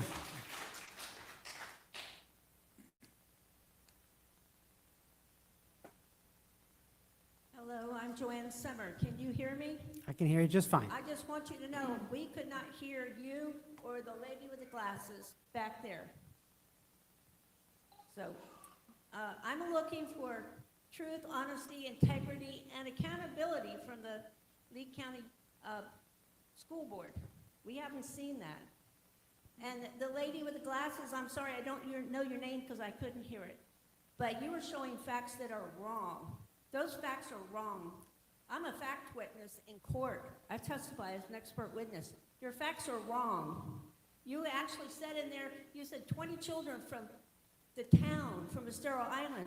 We are more than just Estero Island. We're San Carlos Island. We're Boardwalk Capers. Siesta Isles is a huge community, and they're building another section right now. There's Palm Isle, there's Tip Top Isle, and then there's another community across from Walmart that's full of single-family duplexes and fourplexes with children. Your facts are wrong. You're talking about how much taxes that the town pays. You forget about all the stuff that's off island. You're just wrong. So how do we fix that? How do we fix the facts? Excuse me, how do we fix the facts? I'm sorry, this is public comment, it's not a question Oh, and I'm answer. sorry. Okay, and I'm also a licensed contractor. I can tell you some things about the building. You're wrong. Thank you. Thank you. Next, we have Faye Hadair, followed by Alexis Cooper. Is Faye Hadair? I apologize if I pronounced it wrong.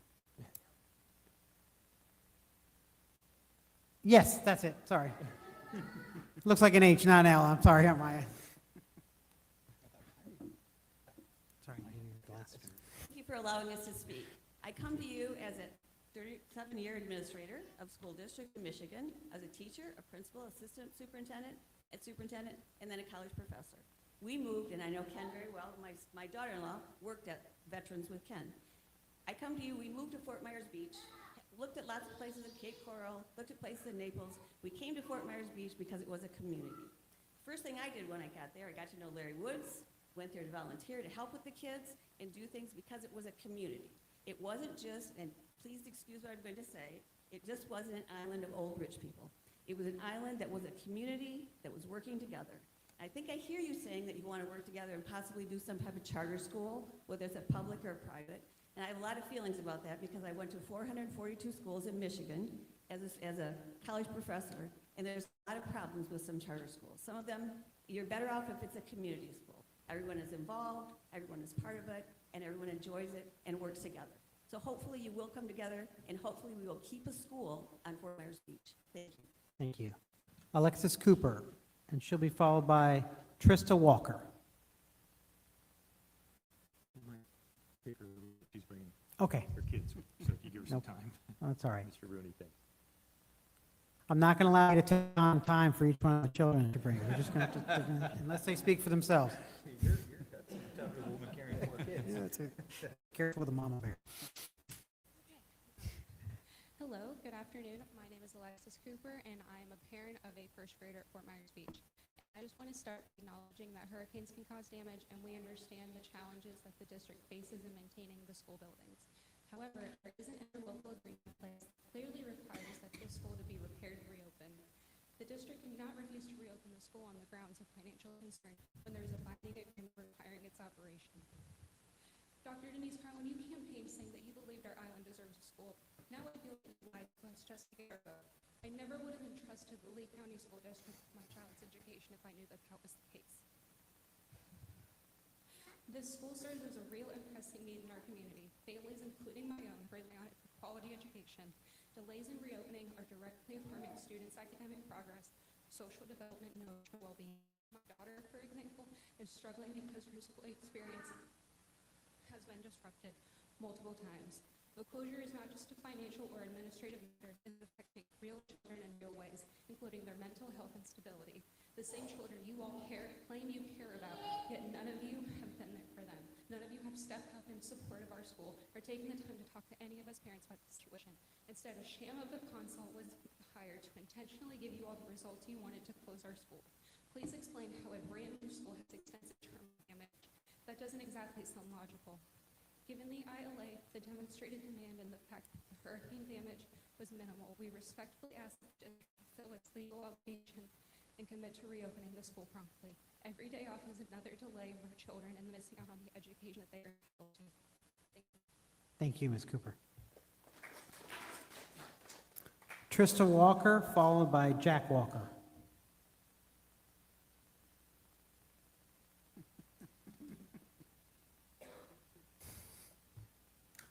Thank you. I'm Trista Walker. I'm a proud mom of a former Beach Elementary kiddo, but once you're a Beach School mom, you're forever a Beach School mom. She got me caught up. From the moment we joined the school, we knew it was something special, not just the sound of waves. It was a feeling of belonging. Beach Elementary isn't just where our kids learn, it's where our community grows stronger. The teachers know every child by name, families show up for one another. Kindness is our common language. Beach Elementary didn't just welcome us when we moved here almost 8 years ago.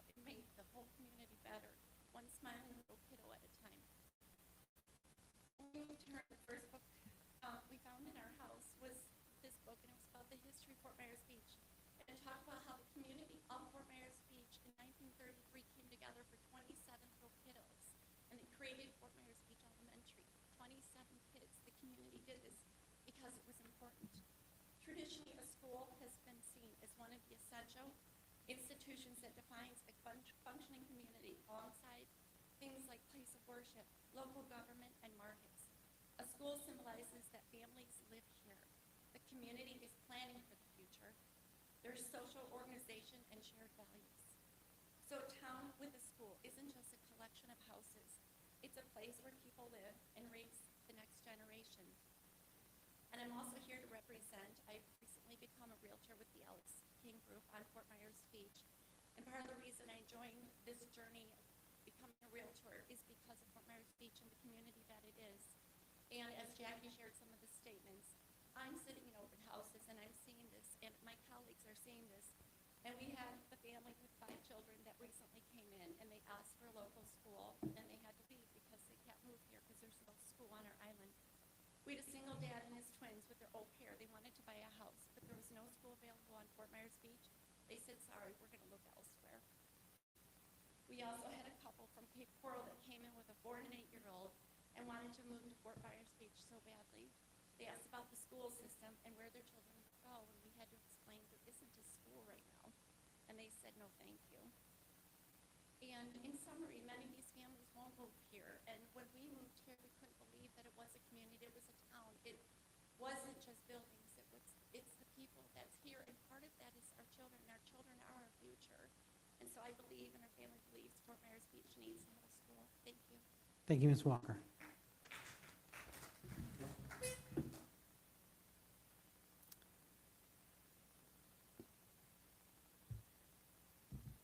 Jack Walker. We've lived on the island since 2018, and I can tell you that the legacy and the history associated with the Beach Elementary School is incredibly important. 2019, our son Charlie was enrolled at the Beach Elementary School, and I was constantly amazed how many times we'd be out at local establishments or restaurants or wherever we were on the island. And so many people would come up and say, hey, Charlie, you know, are you going to the elementary? Are you going to the beach school? And he'd say, sure. And, you know, he'd on back, who's your teacher? You know, say Mrs. Hill or whoever it was. And they'd say, yeah, you know, I had her too, because it was amazing to me that the teachers at the school were there the length of time that they were. 15, 20 years was not uncommon. And on top of that, there was just a camaraderie right away, just to be able to say, hey, I went to that same school, and my handprints are on the sidewalk at the school. And that was always touching to me. So the legacy and the history of that school are incredibly important, and I believe we've got to carry that on to future generations. Thanks a lot. Thank you, Mr. Walker. Doreen Jacobs, followed by Sawyer Naroos.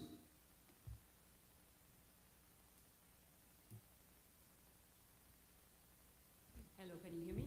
Yes. My name is Doreen Jacobs. I'm here as a mother, almost, yeah, a CEO and a member of this community. My family came to Fort Myers Beach from Germany because we wanted to live free, to raise our children in a place built on honesty, fairness, and accountability.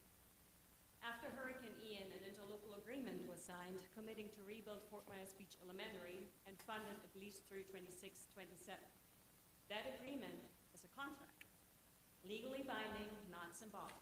As someone who manages contracts at large projects, I'll say it plainly. A contract is a contract is a contract.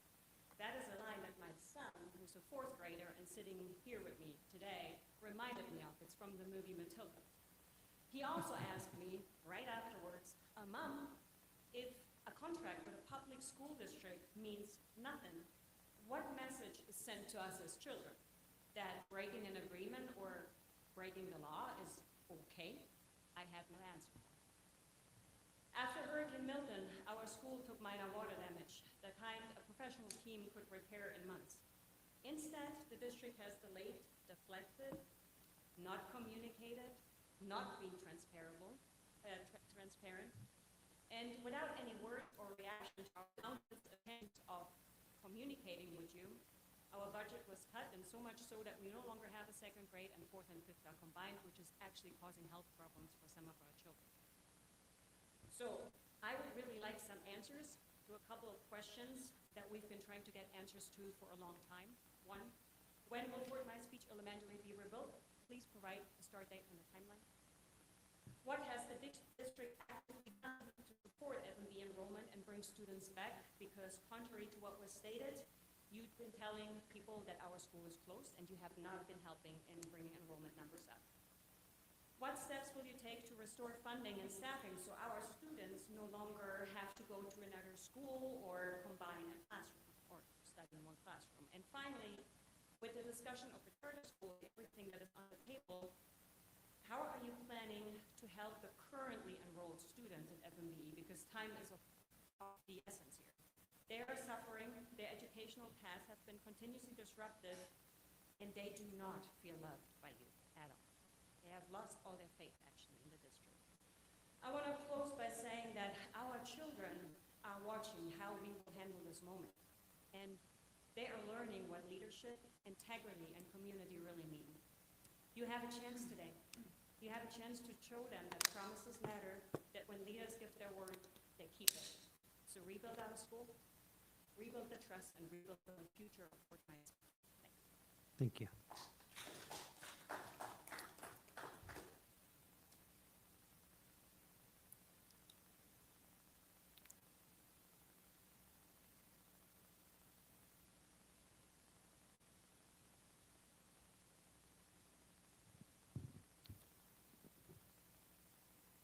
My name is Sawyer Nurse. I'm in second grade and have been a student at Fort Myers Beach Elementary since kindergarten.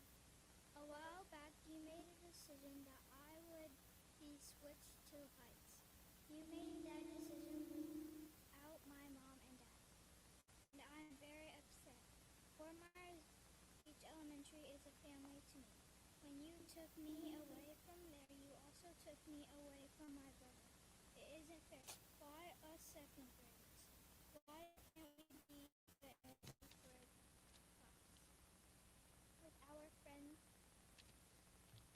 that we started kindergarten, fourth and fifth are in the same class, and so are first and kindergarten. So why can't second and third? I love the beach school. I want to go back to it. Please don't take it away. Thank you. Okay. Next, I have Ellen Vaughn, followed by Robert. You skipped me with all due respect. I'm Susan Elliott, signed in right. Oh, I'm sorry, Miss Elliott, go ahead. Hi, my name is Susan Elliott, and I'm the grandmother of Sawyer Nurse, which I'm very proud of for standing up here and stating her feelings. We've remained fairly quiet through most of this. My son and ex-daughter-in-law have done a very good job with the kids, and it shows. When you look at what Beach Elementary has done for my granddaughter as well. She's newly 8 years old, very well-spoken, very poised, very amazing little girl. To go back a few years, she firsthand knows what a hurricane is like because she's spinning in my walk-in club. She was present with her brother during Hurricane Ian and has endured things that no one in this room, unless they were there, could possibly imagine. She arose from that house the next morning, and my son tried everything to get her off the island. She was trapped there for a few days, no electric, no water, and still everything was fine. She rolled with the punches. She had to move to Ohio for a while to gain some stability before coming back and going back to her elementary. She and her brother have done amazingly well. They go back to their school. Sawyer starts kindergarten, and a month later, Ian hit. All of those things have happened to her, and the reason I go back through it all is to say that nothing broke her. A few weeks ago, you made a very poor decision to send her second grade class and only 3 students over to another school in which you did not ask her parents. Her parents did not sign a paper saying it was okay for their child, their children, to go through this. Her brother is in 4th grade. You've alienated her from her own brother. You've alienated her from her school family and all of her friends. And still she has the nerve to stand up here as a newly 8-year-old and tell you with poise and perfection what she feels. She sits back there and looks up and says, all these adults, and nobody can decide in 3 years what we're going to do with the school. It's not that hard, Gigi. And she is correct. One thing I can promise you is I am a fact finder as well, and a lot of those facts are not true.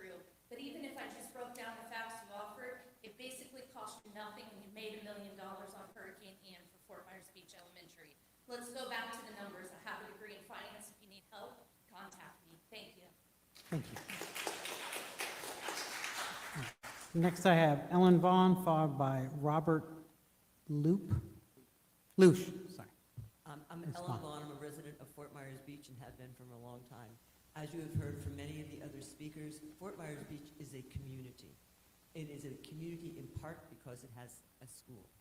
I stand here before you as someone who my children were in school a very long time ago, but I can tell you, whenever you go anywhere and you run into someone that's a Fort Myers Beach alumni, they proudly state it. They could be 50 years old, they could be whatever, they could be 20 years old. They wear that as a badge of honor. Please restore our school. Thank you.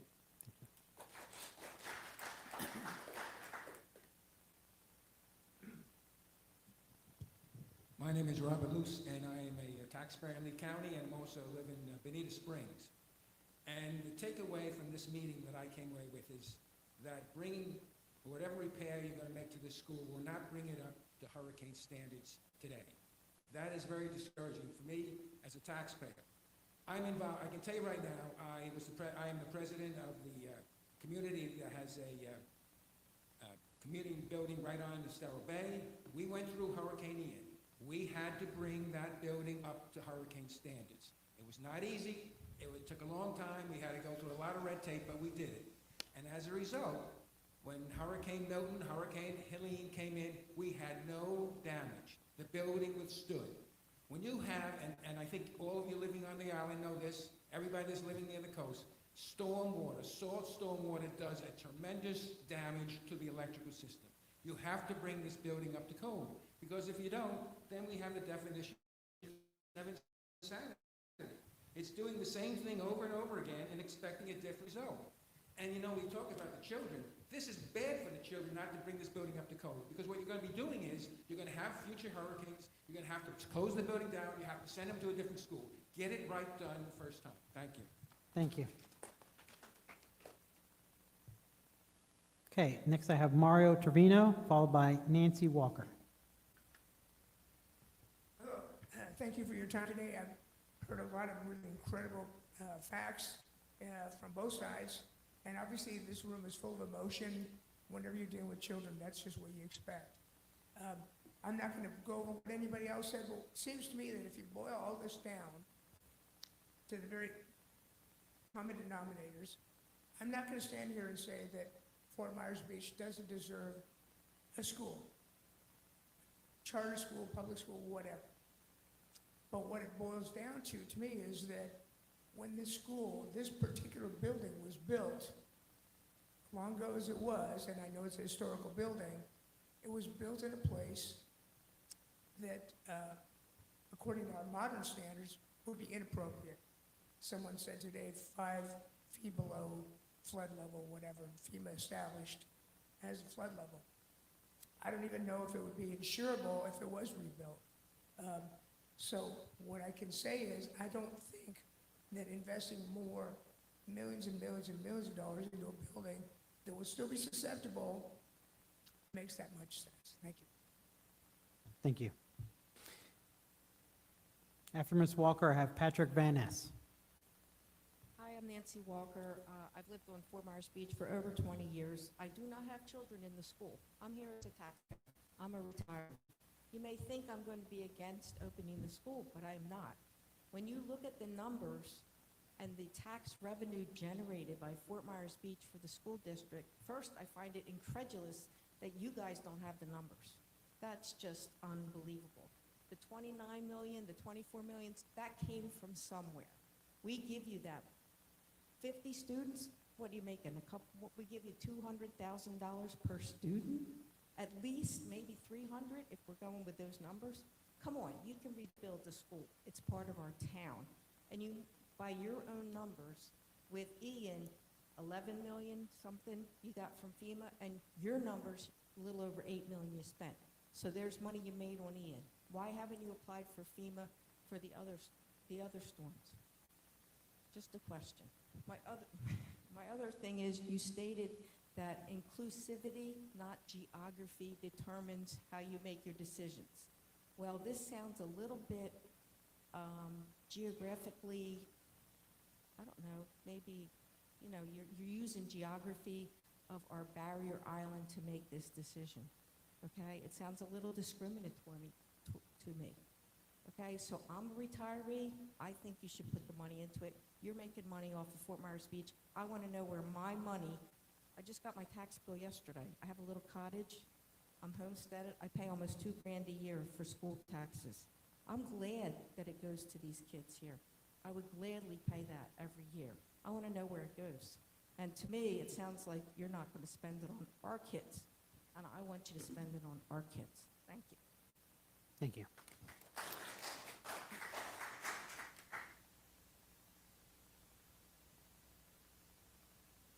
Good afternoon. My name is Patrick Vanass. I'm a parent, resident, ad hoc committee member, and as a professional, I'm a certified urban planner. I had a statement prepared here today, and I'm going to put this aside because I want to address some of the comments that were made. There was discussion about the administration, and I want to be clear, I'm not talking about the elected officials on the school board, the administration saying they have negotiated in good faith. And I would welcome any questions to provide evidence, because we have plenty of evidence. What we've received is placation and delay. And the reason I bring this up is the placation and the delay is strategic and intentional. What it does is it whittles down our numbers, the number of students. The only argument that you have against the school is fiscal responsibility. It's based on dollars per student. Keep delaying, keep placating, the numbers will go down, and you will prove exactly what you want to prove. So that's why I bring that up. Next thing I want to say is, as a professional, I've worked on a ton of development on this island. We are redeveloping. We are getting developers to invest millions and millions of dollars. All these developers are committed. They have put this in their zoning ordinance. They will promote the school. They will provide flexible schedules, and they will increase the enrollment at our school. But again, we keep bringing this up. We offer solutions, and I haven't seen one report. I haven't seen any effort to incorporate that in your models. So what I'm going to leave you with today is Mr. P. Bruno was very nice in reminding us that you have constitutional and statutory authority over where schools are built or torn down. I want to remind you that local government has constitutional and statutory authority over land use and zoning.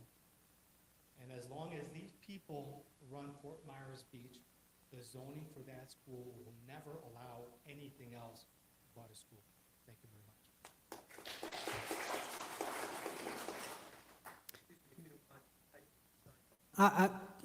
Don't worry, there's still a few more names in front of you. You're going to have plenty of time, don't worry. Next I have Heather Swedberg, followed by Robert Kisbeth, and then Rebecca Link.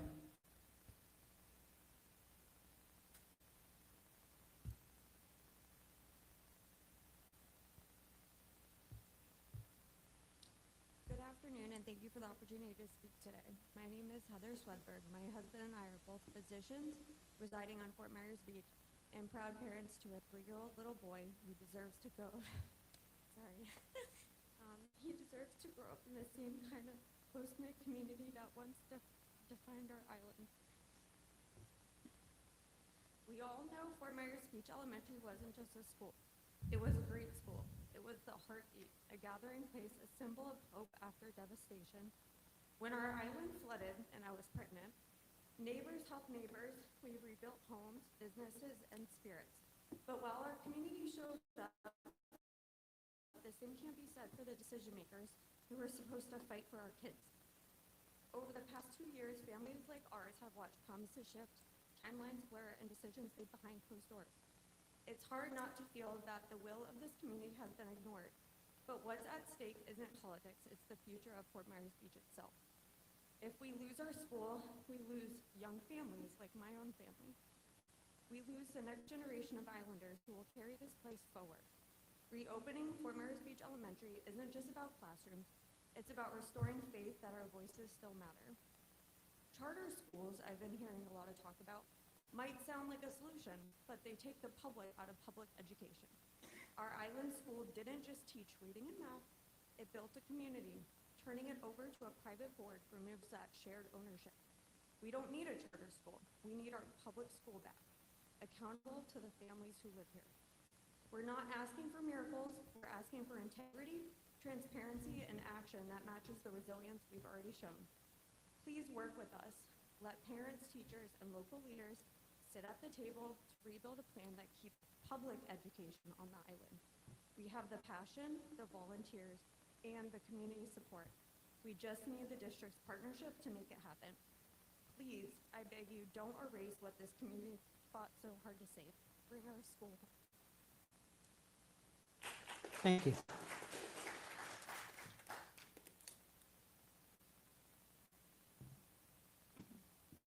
Good afternoon. I'm Robert Kisabeth, Chief Operations Officer for TPI Hospitality. I'm also on the board of Chamber of Commerce of Fort Myers Beach, and I also am a resident of Lee County. As one of the largest employers on Fort Myers Beach, we currently employ over 500 associates with continuing activity to recruit additional associates. As the island continues its recovery and revitalization, the return of jobs to Margaritaville and other businesses reopening has sparked a renewed sense of momentum and growth. A strong local school is a critical part to this progress. The Fort Myers Beach School is vital to attracting and retaining employees essential to our local economy, its reputation for providing top-tier education, and its partnership with Bay Oaks for before, after, and summer school offers invaluable support to working families on the island. Having a high-quality, convenient school located benefits the current employees and a compelling incentive to recruit new talent to the beach is an asset that we cannot afford to lose. Thank you. Thank you.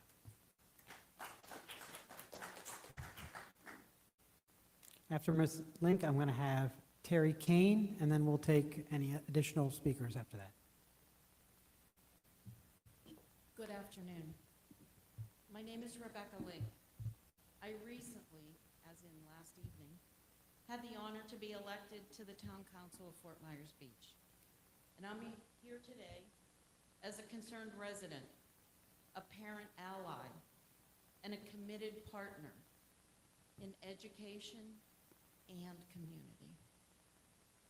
First, I want to thank you to the many parents, faculty, local business owners, and neighbors who have tirelessly advocated for the Beach Elementary School.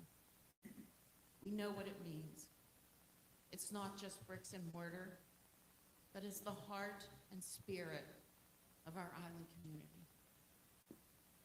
I respectfully ask that the district reconsider any decisions to permanently close or razz the campus until the following has been demonstrated.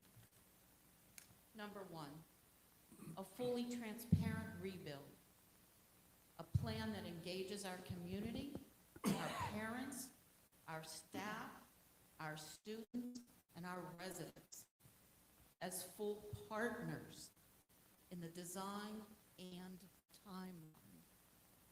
Two, a cost-benefit analysis that reflects not just short-term savings, but long-term value to our children, our town character, our tourism, our business resilience, and our identity as Fort Myers Beach.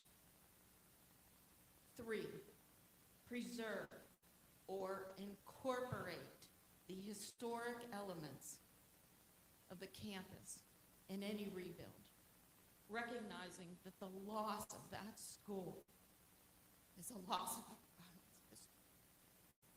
Four, the relocation or merger options be the last resort for any interim plan.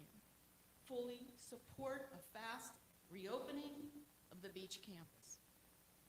As a newly elected council member, I pledge my full willingness to partner with the school district, to help secure funding, to support community meetings, to build public-private partnerships, and ensure students return to the beach campus as soon as feasible. This is not a fight between the town and the district. It's a collaboration for the benefit of our children and our future. Today, I ask the district to pause any irreversible actions, and I think I've heard that you've done that, and I thank you for that. We ask for a public timeline for reopening, a presentation of rebuild options within 30 to 60 days, and a community forum where residents can voice their preferred path forward. In closing, Fort Myers Beach has shown enormous strength recovering from these storms. We've rebuilt homes, we've reopened businesses, strength, and we've kept our spirit alive. The Beach Elementary School is one of the keys to that spirit, a symbol that we invest in our children, in our future, and in the community we love. Thank you, Ms. Link. Let's not lose when hope and partnership remains possible. Okay.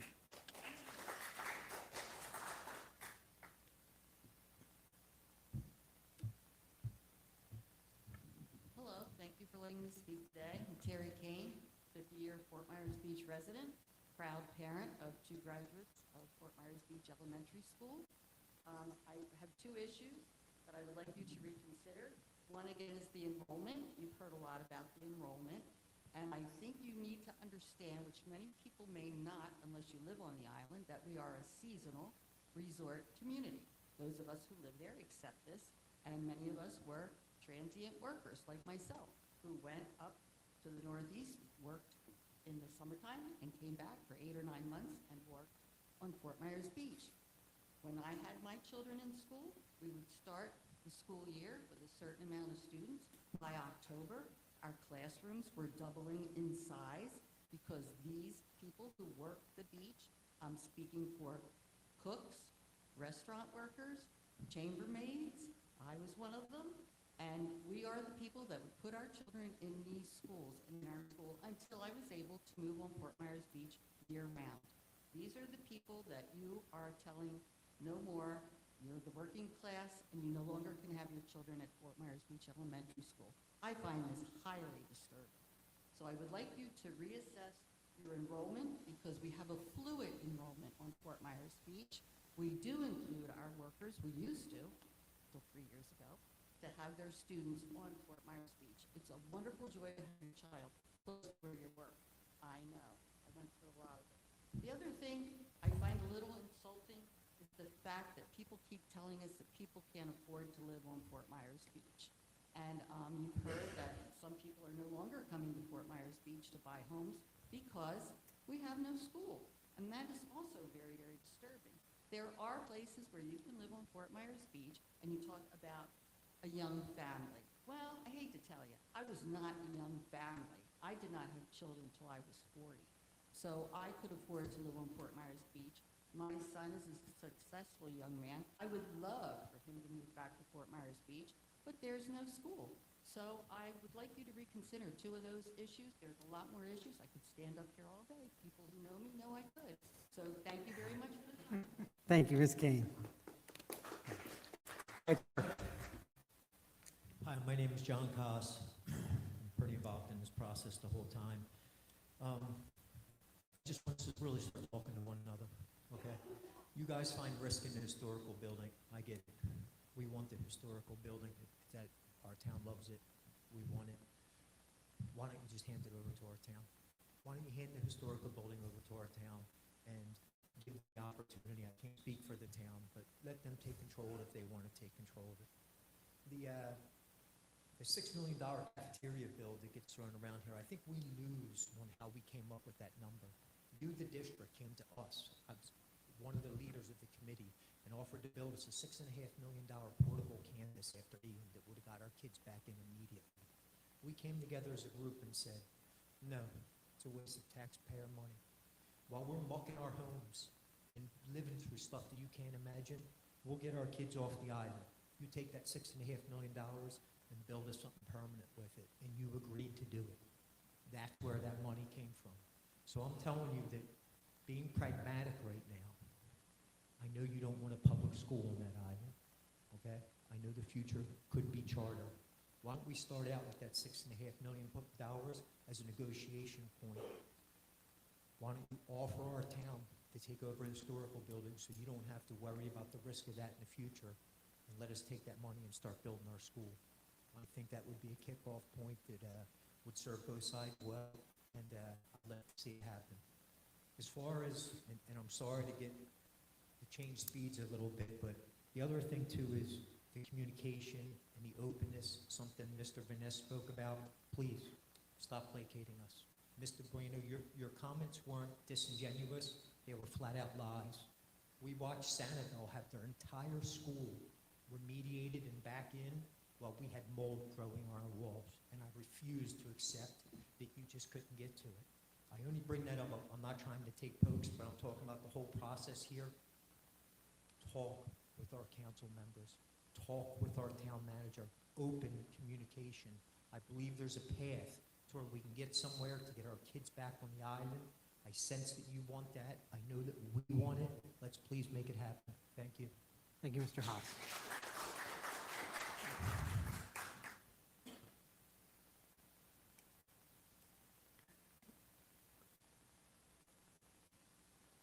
Hi, my name is Ollie Curran, and I'm a Fort Myers Beach resident of 50 years. I have a daughter who's 54, that graduated from the beach school, a son 42, and a granddaughter 14. We love the beach school. We want the beach school. And I have to say, in a personal basis, I live in the second oldest home on the island, and the hurricane has it up. Nothing happened other than flood downstairs. And that beach school has been there for years, and we love it. And we cannot live on that beach without that beach school. There's people here, they're my family.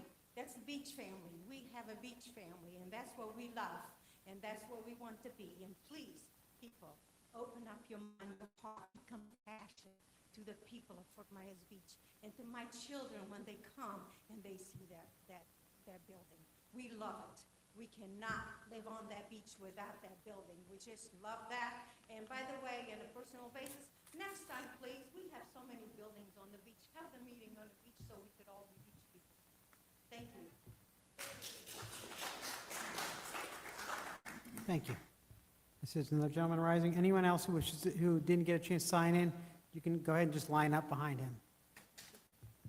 Thank you. My name is Andrew Sund, for the record.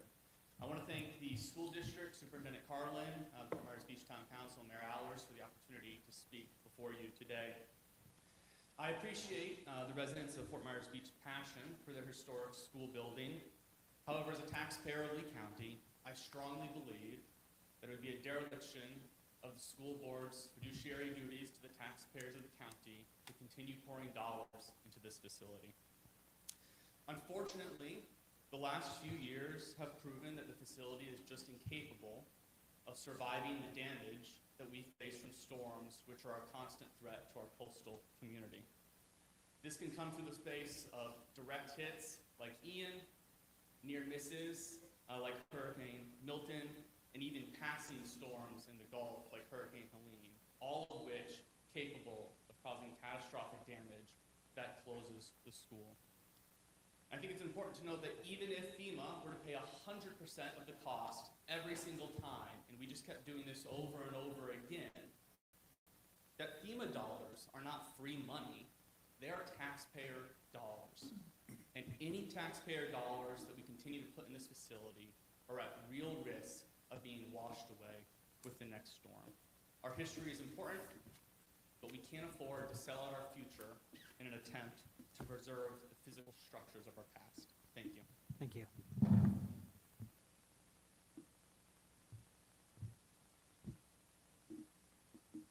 Hello, my name's Tyler Spradling. I'm a current resident of Fort Myers Beach, and I was raised on the beach, and I've had a first-hand experience of the impact of having a community can have on someone as a product of Lee County School District. I graduated from Cypress Lake High School in 2008, and then went on to pursue school, and since finishing residency, have returned to Fort Myers Beach as a practicing physician. Since that time, I have volunteered for the Lee County School District as a volunteer physician for the football teams, as well as conducting over 500 free pre-cert participation sports physicals for the district. So I think it's important to realize that the reason I decided to come back was instilled because of the beach school and the community, and you will lose the type of people like myself that give back to the community without the school. Thank you.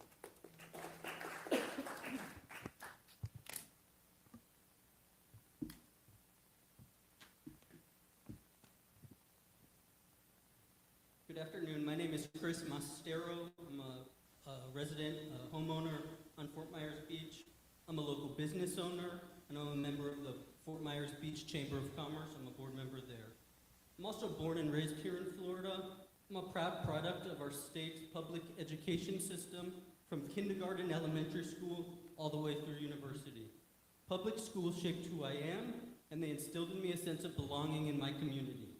After Hurricane Ian, I made the extremely difficult decision to rebuild my home here. That decision was emotional, financial, and deeply personal. I chose to reinvest in this island because I believe in its future. But that future must include having a community, and a community needs a school. When I think about my future, potentially raising a family, building my business, and planting permanent roots, the presence of a neighborhood school matters. A community without a school quickly becomes a place people pass through, not a place people stay. Schools are not just classrooms, they're community centers, gathering spaces, and a part of our community's identity. They are where we meet our neighbors, where traditions are made, and where the next generation learns what it means to call Fort Myers Beach home. We need a school to remain a community for families, or we risk becoming a place without children, without community, without a future. In 2018, Lee County voters approved a half-cent sales tax increase to fund schools. Whenever do taxpayers vote to increase taxes?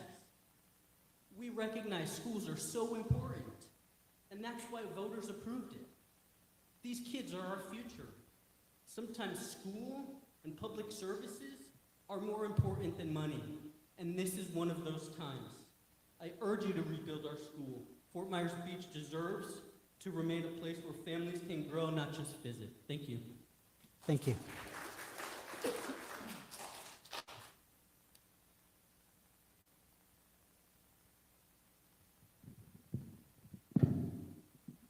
Good afternoon. My name is James Lee. I'm a property owner on the island. I'm a grandpa. I've got grandkids.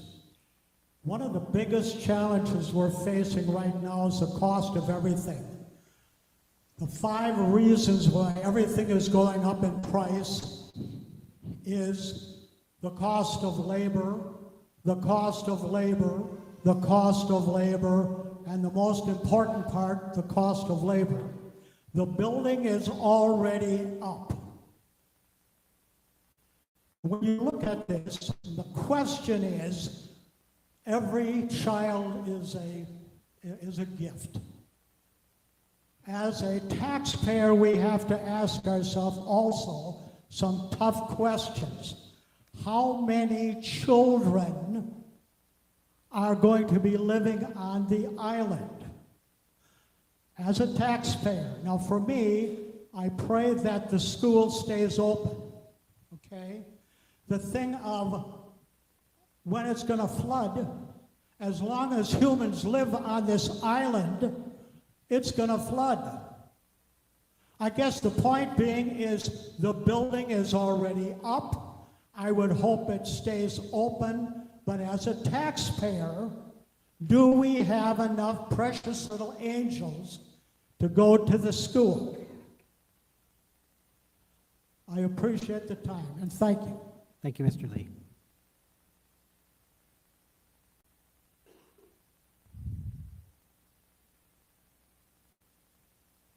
Hello, everyone. Matt Price, CEO, Seagate Development Group. Own 10 acres on the island, and I am a Lee County resident as well. Here because Mayor Dan asked me to come. Me and the mayor don't see eye to eye on everything. He voted project. We're still friendly, though. We don't have to agree on everything, just like we all don't have to agree on everything. But there are a lot of people in the audience who probably don't like me. I'm sure that they're here, and I'm sure that's one of the reasons you're the no council person yesterday. But one thing that I've learned going through this whole process with the town, and one thing I think I can agree with everyone here and with the man, is that once this school goes away, this is a tourist town. It is. You can do any study you want. You can do it. As soon as that school is gone, it becomes a tourist town. And my pitch when I came in to do my project, and I think some of the other developers that come in who are all local, wanted to keep the semblance of what Fort Myers Beach was. And my pitch was 4 or 5 big projects, get things started, go. It was not get rid of the school and carte blanche. And it may not happen immediately, but mark my words, if this school is gone, that's what's going to happen. And I don't think anyone wants, including the developer in the room who owns the most property on the island. So, thank you. Thank you.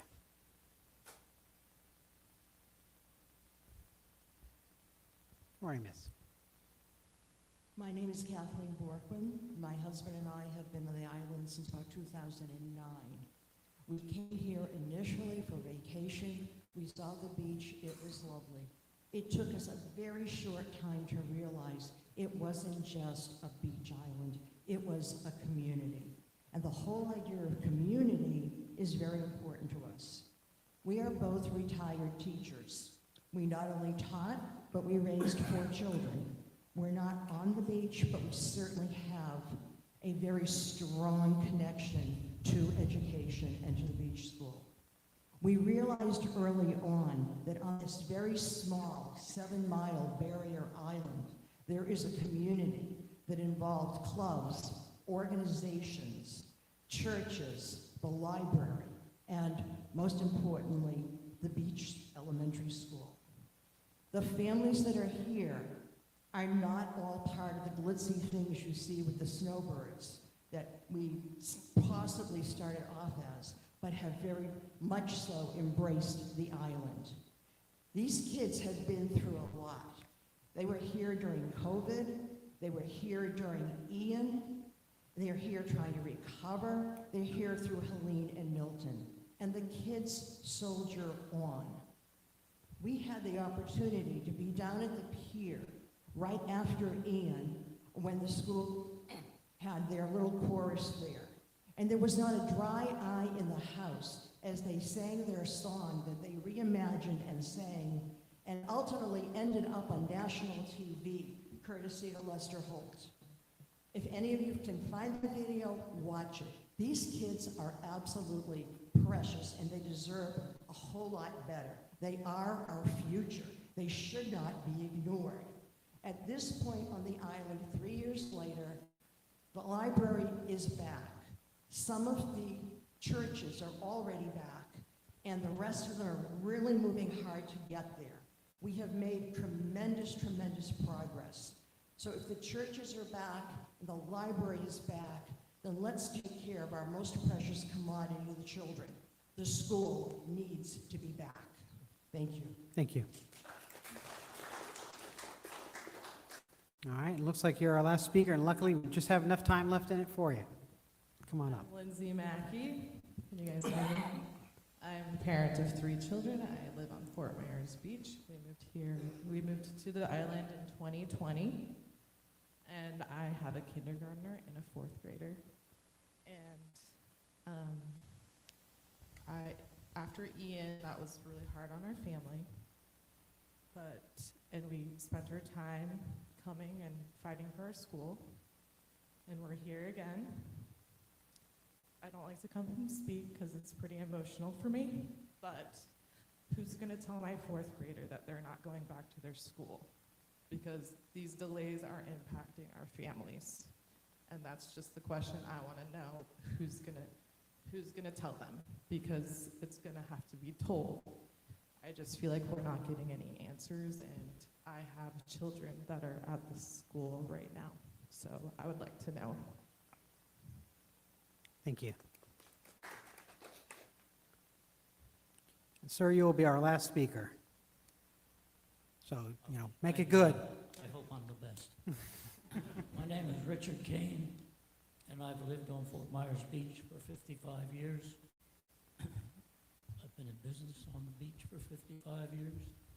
My sons have both gone to the beach school, got a very good education there. And for 55 years, I've been sending my tax dollars to the Lee County Board of Education. During that time, there was only one high school in Fort Myers. I was downtown Fort Myers High. My tax dollars supported the construction of every high school in Lee County, and most all the elementary schools. And the beach school hasn't been rebuilt, hasn't received any huge funds, but we have supported the education of every student in all of Lee County. So I think Fort Myers Beach needs to get some of their money back. That's just fair. And all the bean counters need to realize that 25 years from now, whatever you spend on Fort Myers Beach School will seem like a steal. It'll be a good deal. The beach school is part of the community. It is the hub. Without the beach school, you don't have Boy Scouts, you won't have Girl Scouts, you won't have Little League, you won't have the kids on bicycles and parades. It's the part of the community. So I would just ask you to put aside all the concerns you have about money. Your taxes are going to go up no matter what. I'm 82 years old. My taxes never go down. But you do the right thing. Build the school for this community, or rebuild the one that's there. Thank you for your comment. Thank you, Mr. Kane. Okay. So what I'd like to do is I'd like to give the parties an opportunity to break out and to caucus independently. But before we do that, while we still have some members of the public here, is there anything, and this is primarily I'm looking to the school district, is there anything that you want to respond, any answers to any of the questions are raised, any clarifications, any issues are raised before the public? I think a lot of them will probably already start to sneak off, but to give them some answers to some of their questions, and then I'll give the town an opportunity afterwards. And if not, that's okay. I just want to make sure that, we're going to come to the next part of this, is we're going to break out, have an opportunity to come back, explore some of those early topics that have been discussed, including the charter option. And for the public, I think maybe it's unclear what that meant. When we're talking about charter in this context, we're talking about a municipal charter. We're talking about the city taking over and running a school. We're not talking about a third party coming in. Maybe a third party at some other point, but right now, the only two parties that can even have that conversation are the town and the district. So I think there was maybe a little confusion out there about charters being brought in as a private entity. With that, if there's no clarifications or any questions, we'll break out. What do we think, 10, 15 minutes for you guys to talk? I just want, Sure, please. I just want to throw one question out there as we go in. I go back to my opening statements, and we talk about, you've been very vocal about you don't feel it's in the best public interest or for taxpayers to put money into that building. I go back to my original question. Why did you deny seeking mitigation funds through FEMA and the state? Why did you purposely not look for funding to build a bigger school? You made that decision. Your board, you weren't on the board at the time. Your board made that decision to purposely turn down, even after it was discussed through mitigation funding, you turned it down. And now you want to tell us you don't want to put money in, we need to mitigate the school, we need to build it up because of all these storms. I would like to really know an answer as to why you turned down going after that funding. And if since, I believe you have said, submitted paperwork or in the process of submitting paperwork to reallocate the funds that you did get specifically for Fort Myers Beach Elementary. to rebuild that school. And in their actual letter, it specifically states, mitigation funding was discussed and not sought by the applicant, which is the school board. All right, Mayor Hellers, I'm going to allow the district, if they want to answer it now, if they want to come back and discuss it after we break out. We'll caucus for right now. Okay. We're gonna caucus. And And we'll when- come back and we'll answer the question, Mayor Allen. Appreciate it. I'll pop in right before we end the caucus, just to make sure, we've got some talking points to get started off again, so we have a productive conversation when we come back. But let's call it, let's see, it's 3:41 now. Do we just want to come back at 4?